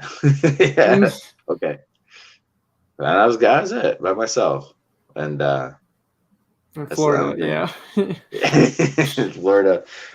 You ain't supposed to go by yourself, you know. We're all Yeah. supposed to go with someone There's else. more dangerous stuff there than Michigan, that's for sure. You know this. Everywhere we go, I go off by myself, Well, especially yeah. in the mornings. And I like to go walk around. I like to experience the woods and wilderness by myself. If I'm going to Florida, I'm going to experience it by myself. You know, wherever we're at. So It's just dangerous. So yeah, I did. I had fun. I walked a couple miles and stuff. Oh my god. I did, man. Because that's what I do. I want to get out there. I want to try to find the visual evidence. And there was a lot of pigs, and the terrain is so much different than Michigan. It was kind of intimidating it a little bit at nighttime, especially because it's like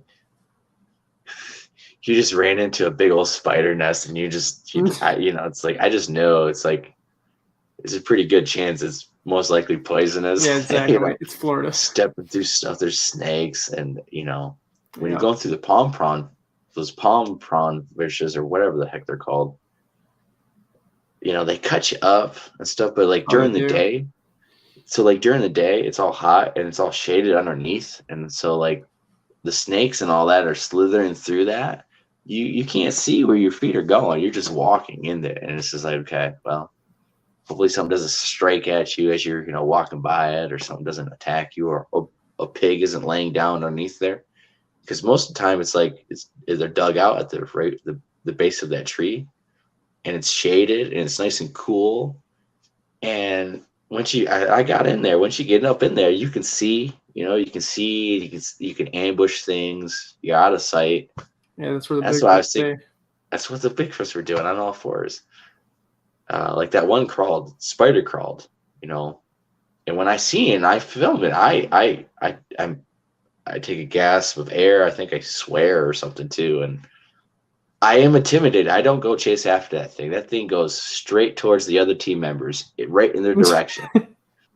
Oh my god. Like it goes off the trail, it stops, it looks at me, and goes beelines right towards them. And I walk right up to it, and I'm just thinking, I mean, there's a bazillion things in my head. I get on the radio, I tell them that, hey, it's coming. They hear it around them, but they, How far was it away from the other group, do you think? Oh. Less than a mile, or? Oh, no, wait. Oh, yeah. We're talking about like less than 50 yards. Oh, okay. Jeez. Yeah. Anyways. Again, communication and stuff would have helped, especially when I tell someone, hey, there's something coming right towards you guys. Maybe you should listen to me and not just, yeah, whatever. Okay. Oh, really? That's what they did? Well, one particular guy. The one guy who didn't like me.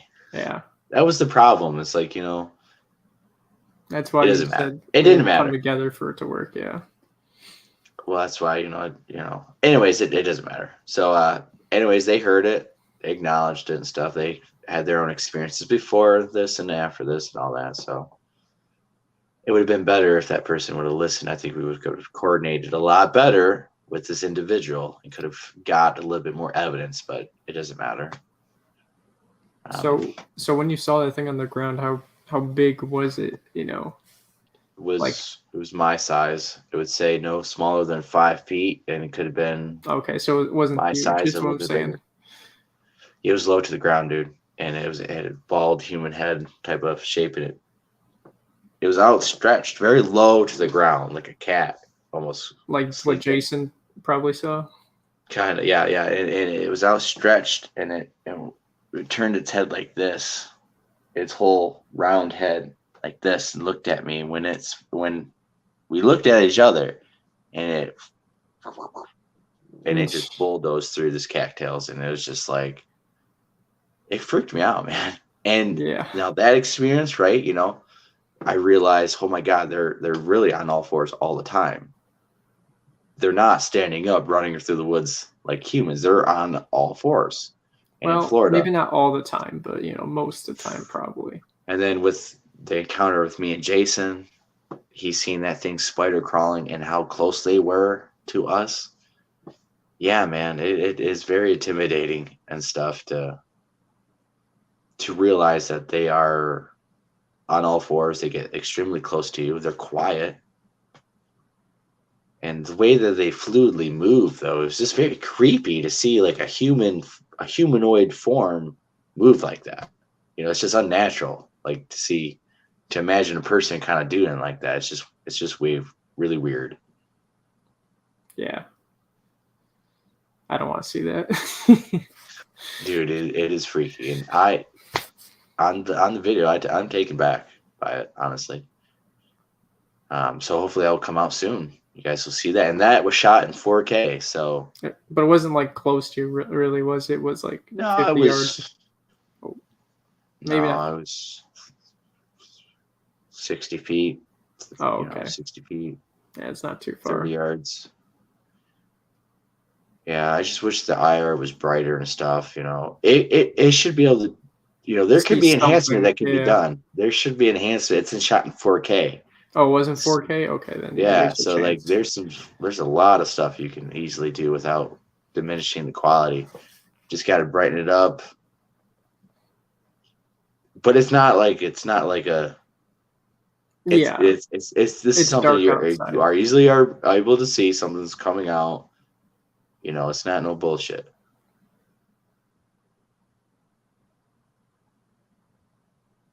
And it's not. Wasn't a pig. It wasn't nothing like that. Because if it was a pig, I would have grabbed my gun and been like, no. It wasn't no gator. No way, man. Gators don't move like that. They don't move that fast, and it went really fast across the road. They don't. Was it a road or was it a road, or was it more like a 2-track, or was it a trail? Grassy 2-track. Okay. Grassy 2-track. It's not like the kind we have here. It's just a grass trail. Okay. So, yeah. So that. And all the other stuff. I mean, there was stuff probably watching us at camp. Mark was going to do that whole thing. I saw some of the pictures and videos they did in the 168, and there was like, I don't remember it. I watched it like a year ago, but I remember them like showing like thermal images of stuff by camp, or like pictures that were taken off cameras that were just filming on camp, and it just looks like there's something like staring into camp. There should be more of that. There should be video evidence of like the DNA traps and all that stuff that we found in the findings of something moving in camp. I've shown the video of it I saw finding the DNA. I have a cast track that I casted. It's actually a 3-toed track, actually. And this is something that wasn't talked about in the 168. This was founded in a different area. It's a 3-toed track. It's actually at my dad's house right now. And in Florida, there actually are 3-toed tracks that are found. Dave Shealy in the Everglades, or no, in the National. Oh, what is it? Anyways, Dave Shealy has some tracks and stuff with 3 toes. There's some other researchers that have 3-toed tracks in Florida.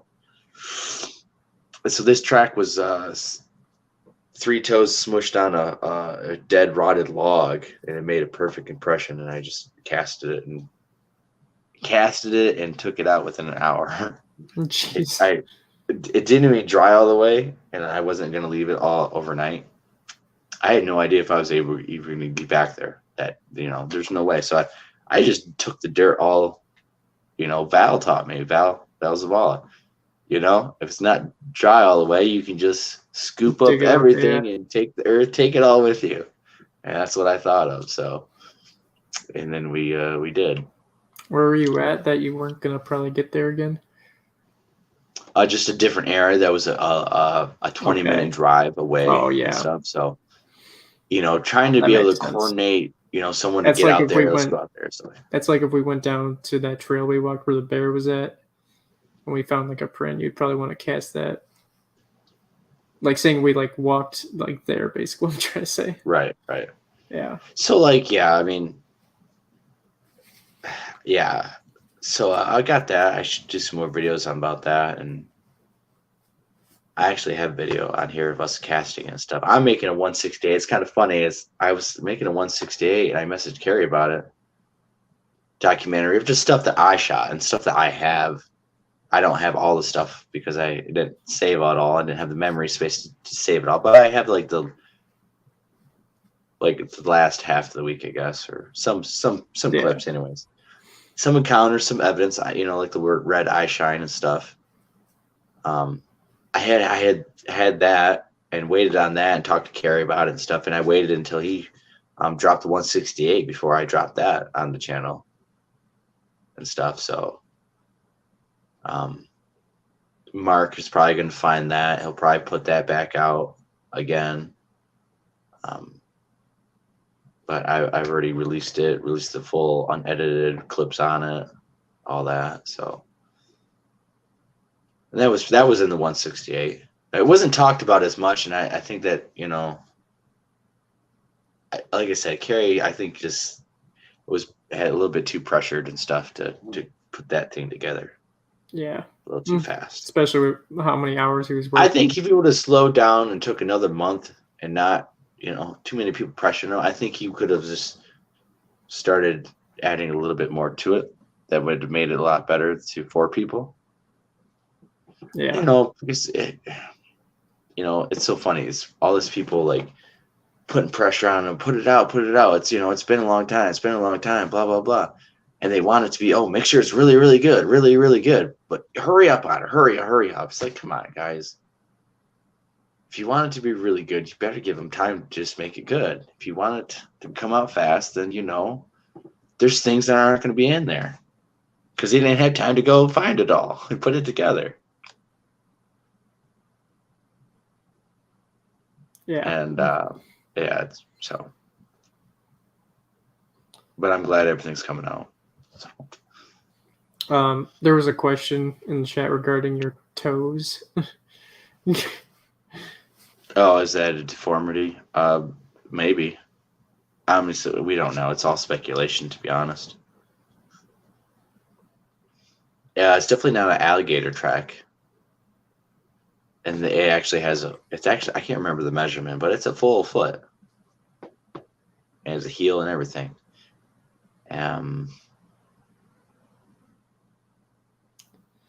It was great. It was an area where tracks were found before. It was an area where Mark had experienced stuff. There's this island. I joked about, let's go swim across there. Because, there's something over on this island. And it's there probably is, but there's infested. also gators. Yeah, that's the problem. Yeah. They're hungry. They'll get you. Only the big ones. Yeah. Only the big ones, Yeah, it's just a crazy environment, way different. Yeah, I think Sasquatch are able to, what's the word? Just live in between them because they're the jungle, they're the king of the woods. So they probably control the gators and know how to make them shut up. No, I don't know about that, but they definitely control everything like a top predator does. They eat everything. Yeah. There was some spots where there was no gators. I only really saw one snake in one of the areas, but at camp there was one snake that like lunged at Mark. I got that on camera actually. Have him jumping away from it. There was more snake. I found a dead snake around camp and stuff. There's a lot of snake evidence at camp, but out in some of this areas, I was looking. I seen one black snake. It was probably a rat snake. And it's just crazy environment. Like in Michigan, we go out and swamp. Let's just go swamp walking. You don't have to worry about poisonous snakes. You don't have to worry about alligators. You don't have to worry about really poisonous insects, invasive species. Really not. No. And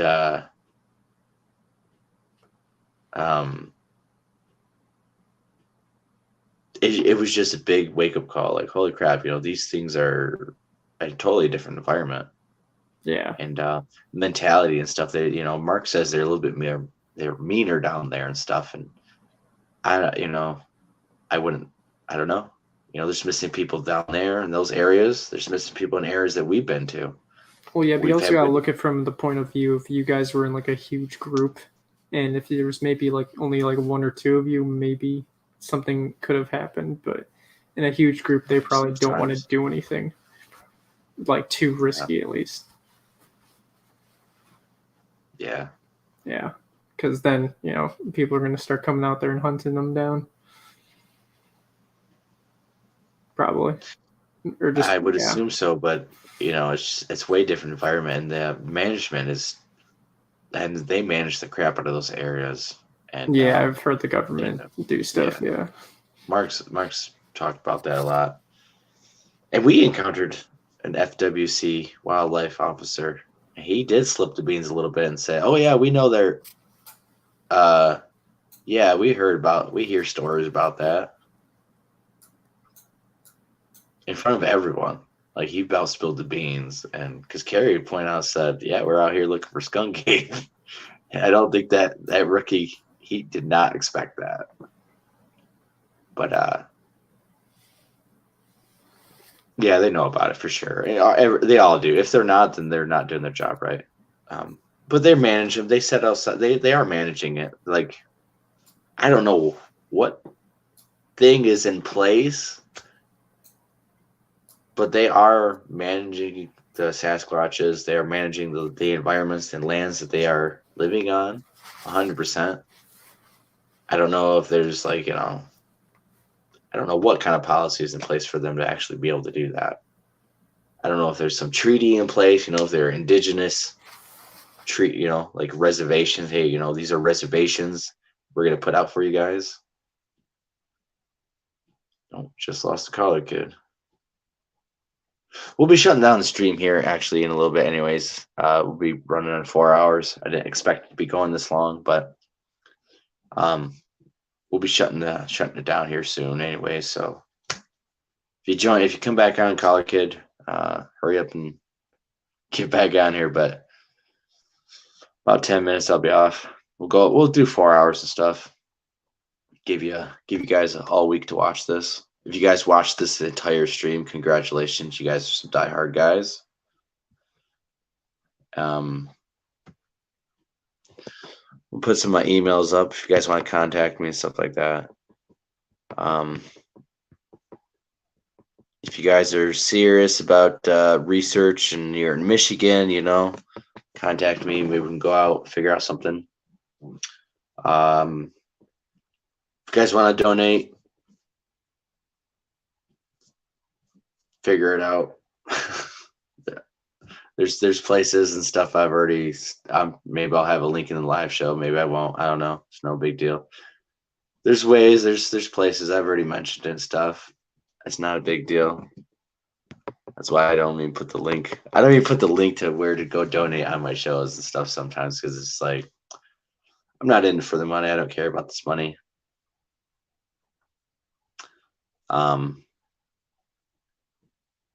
I do this without any people's. You guys don't really fund anything. I've got some donations and stuff, but there's nothing to where it's like, make it or break it type stuff. And I've been doing this for almost 20 years, 19 years, I'd say, and I officially say, I'm a Bigfoot researcher since I was 13, my first encounter, and I really started getting into it, yeah, it's all been funded by myself. Never had help. Never really asked for donations till literally this last year. I'm back. This year. Hey, man. I don't know if you saw my camera freeze or not, or it was whacking out for a second. I was just like, yeah, my whole monitor went black. I mean, it does it sometimes, but not. I thought it was my end because my stuff was going slow a little bit with the other guests earlier and stuff, and I didn't know what was going on. So Well, I had a dual monitor up as well, and that one was still working, so I tried to like swap the page over to that one, but then it broke. So I got to restart my computer then. Right. Yeah, it was, yeah.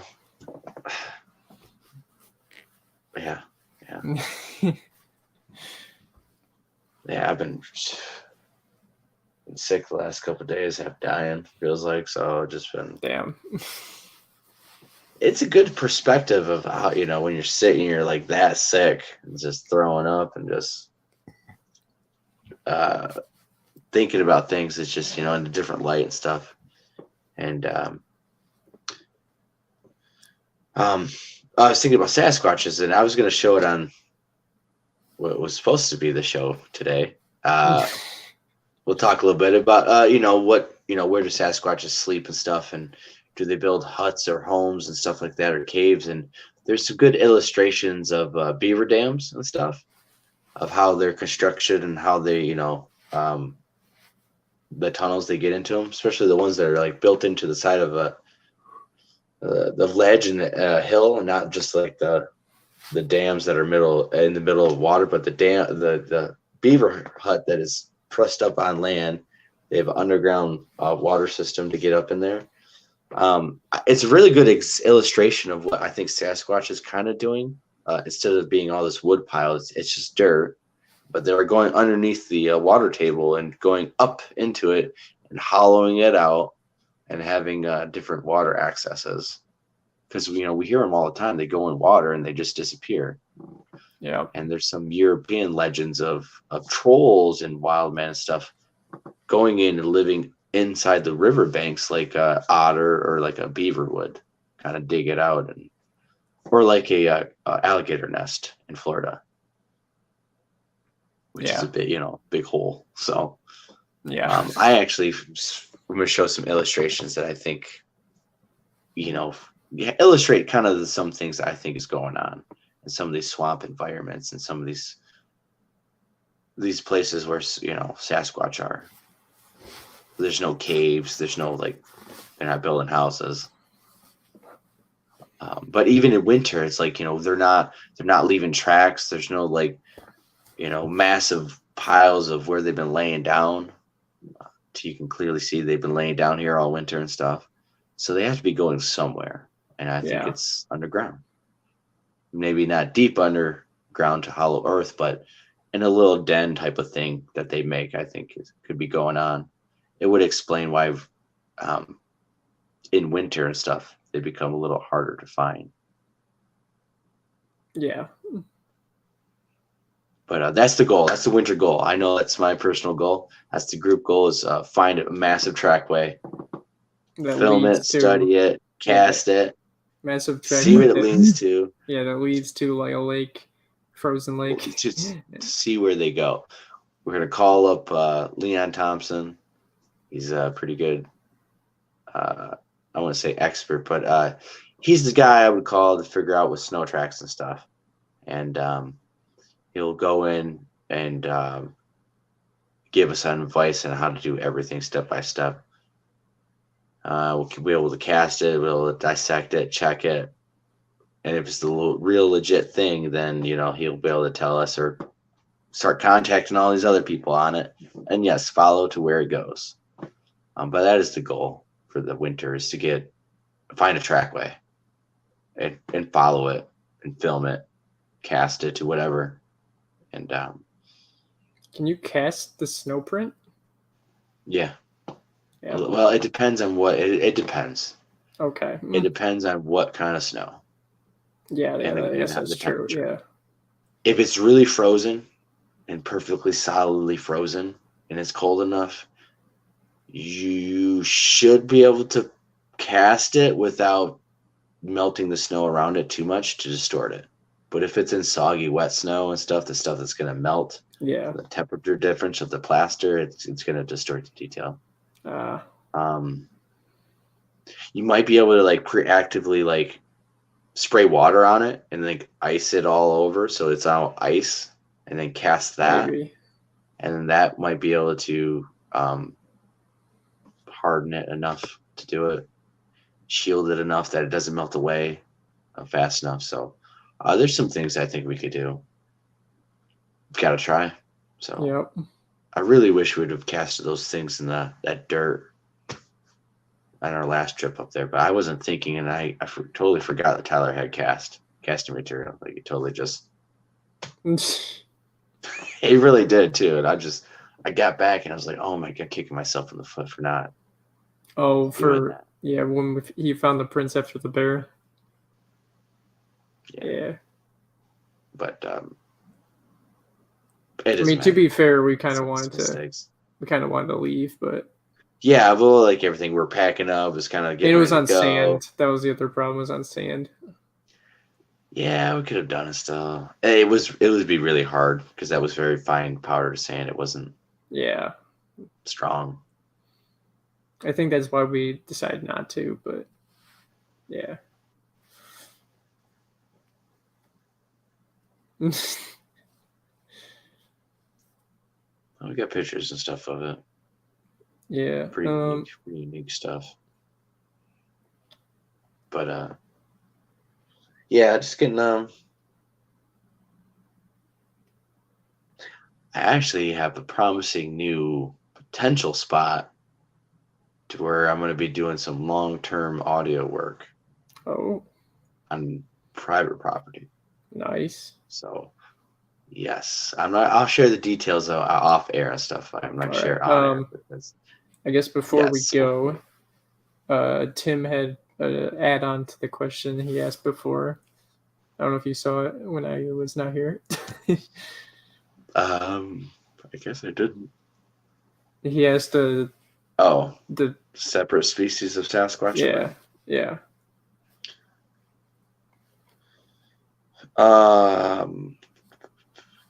With the Florida thing. I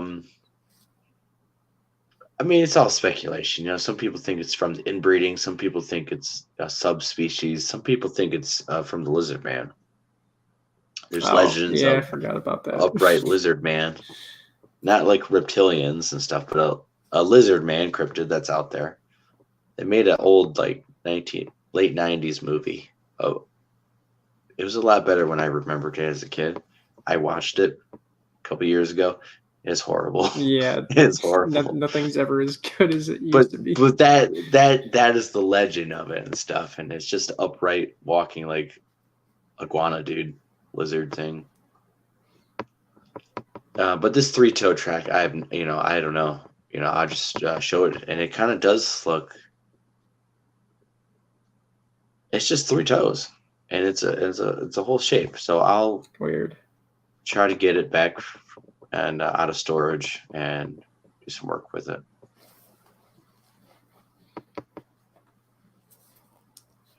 I actually have the video of the print before we casted it. Stuff that's going to be in the 168 thing I'm making.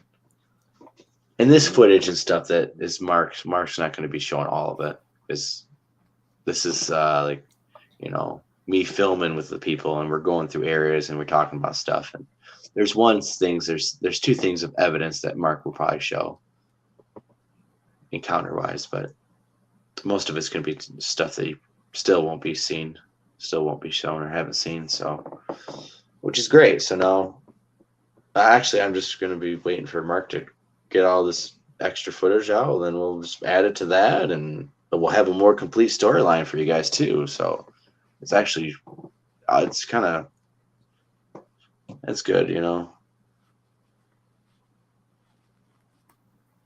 keep thinking like, oh yeah, Carrie's not here, and it really sucks because I get really excited about like, oh yeah, 168 and doing all this, and oh yeah, the next, it kind of sucks, man. Yeah, it does. It does. Because I just all I see is all that stuff that could have happened. All that stuff that was just going to happen. Technically, it will happen in another, timeline, universe. Love multiverse. Alternate reality, yeah. Technically. Yeah, man. I think we can. I don't know. We can have more. I would like to have one here in Michigan. I invite whoever wants to come. Just show up. We'll take you to places. Honestly, better listen though. Do what I say when I tell you to do something, especially when we're having something. The encounters happen because if you act stupid and you start waving a gun out there, dude, just pack up your stuff. We're leaving. You're Yeah. not gonna get me killed because you don't know how to act.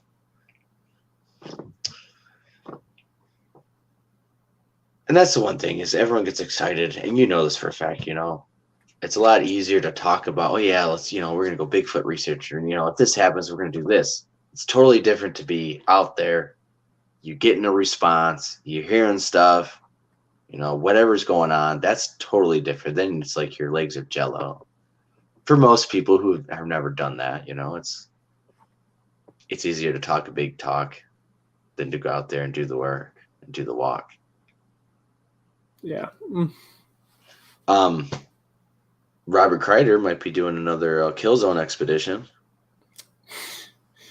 Hopefully Maybe, they find it. Yeah. Well, I think they get some good researchers. They won't slow them down. They find it. I don't want to go. I was gonna say, man, I think I already kind of mentioned to him before and stuff, but like, hey, we could get on that if we're serious about it, get on it and work, train. The way he talked about it, I don't know if I want to go to an area like that. Yeah, man, I do. Yeah, I know you do. he has that cave we could go to, that haunted cave or whatever it is. The other mysterious spot that he has, but yeah, if he gets in that kill zone and we have I think a year to prep and stuff, I definitely want to try to get out there and go. And of course, I'm sure you can get. I have a feeling they're going to try to go. Well, didn't he hurt himself though on the last one? No, like his foot from. I don't know. He just mentioned it and stuff, so I think he's just still in the air. Okay. I thought they were going to go soon, but maybe not. No, they just had one. Yeah, but I thought they were going to go again soon because they didn't find it the first time, so they want to get out there as quickly as possible. No, not with those same people. I don't know. There is drama that happened. Oh, there was. Okay. Oh yeah, how it is. Yeah. This side and that side. You know how it is. It's just and people are like, well, Robert was just making him go in circles, and then of course the other side is like, these guys didn't train, they were slowing everyone down, they didn't listen, stuff like that. And some of the videos you can see some of the stuff, and it's like I said, it's easy to talk in here and I'm ready for it, I'm this, I'm that, and if you don't do anything all year and you go show up on that mountain, it's gonna show. Or even on our expeditions and stuff that we do, it's like honestly, if you don't really know what you're expecting and you haven't done it already, it's going to be strange to us. We walk 6, 7, 10 miles, 12 miles in a day. Yeah. I don't even know the long. I've walked 20 miles before in a day. I can probably figure it out. That was when I was actually tracking it, and I was getting ready for the 168. I walked 20 miles and stuff one way. I did a big old circle and stuff, and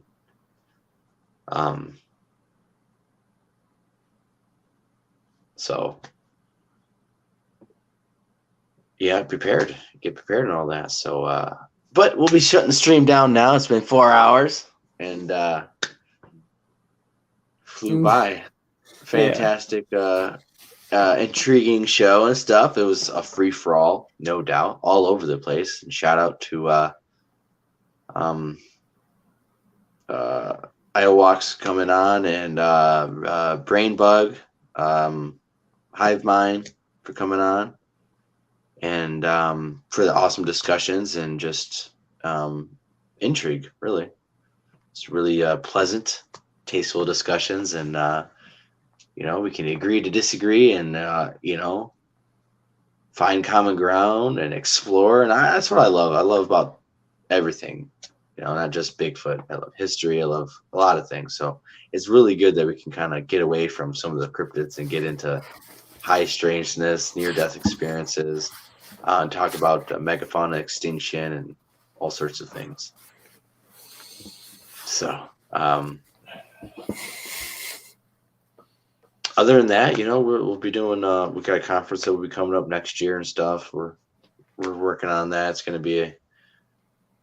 to be hopefully something pretty good, pretty big. I think it's going to be good. I'm not even worried about it. It's just it's a good thing and stuff where I'm at right now. It's just don't have to worry about much things like that. So everything will come into place, and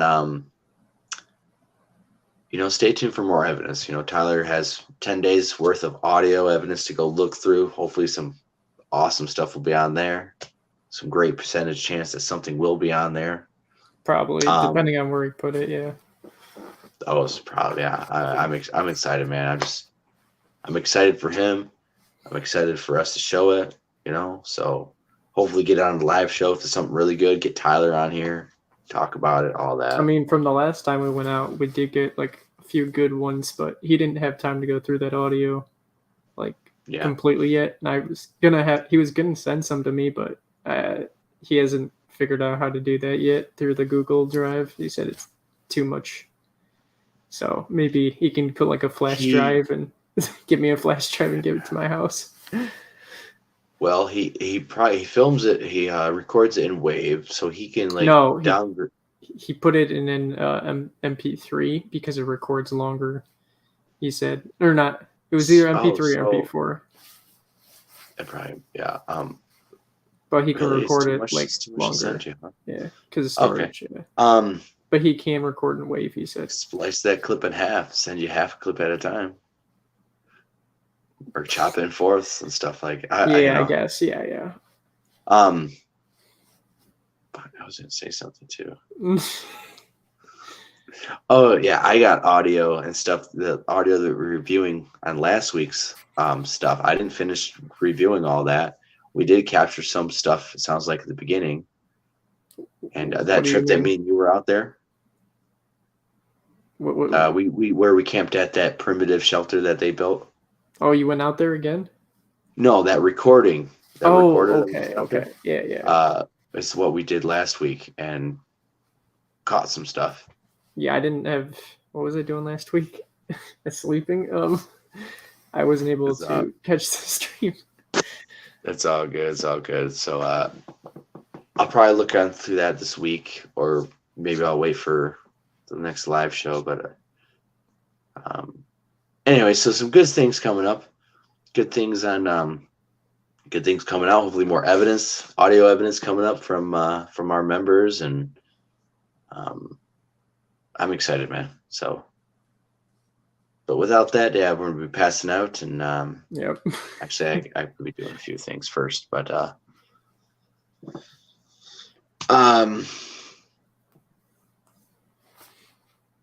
yeah, contact me on the emails and stuff.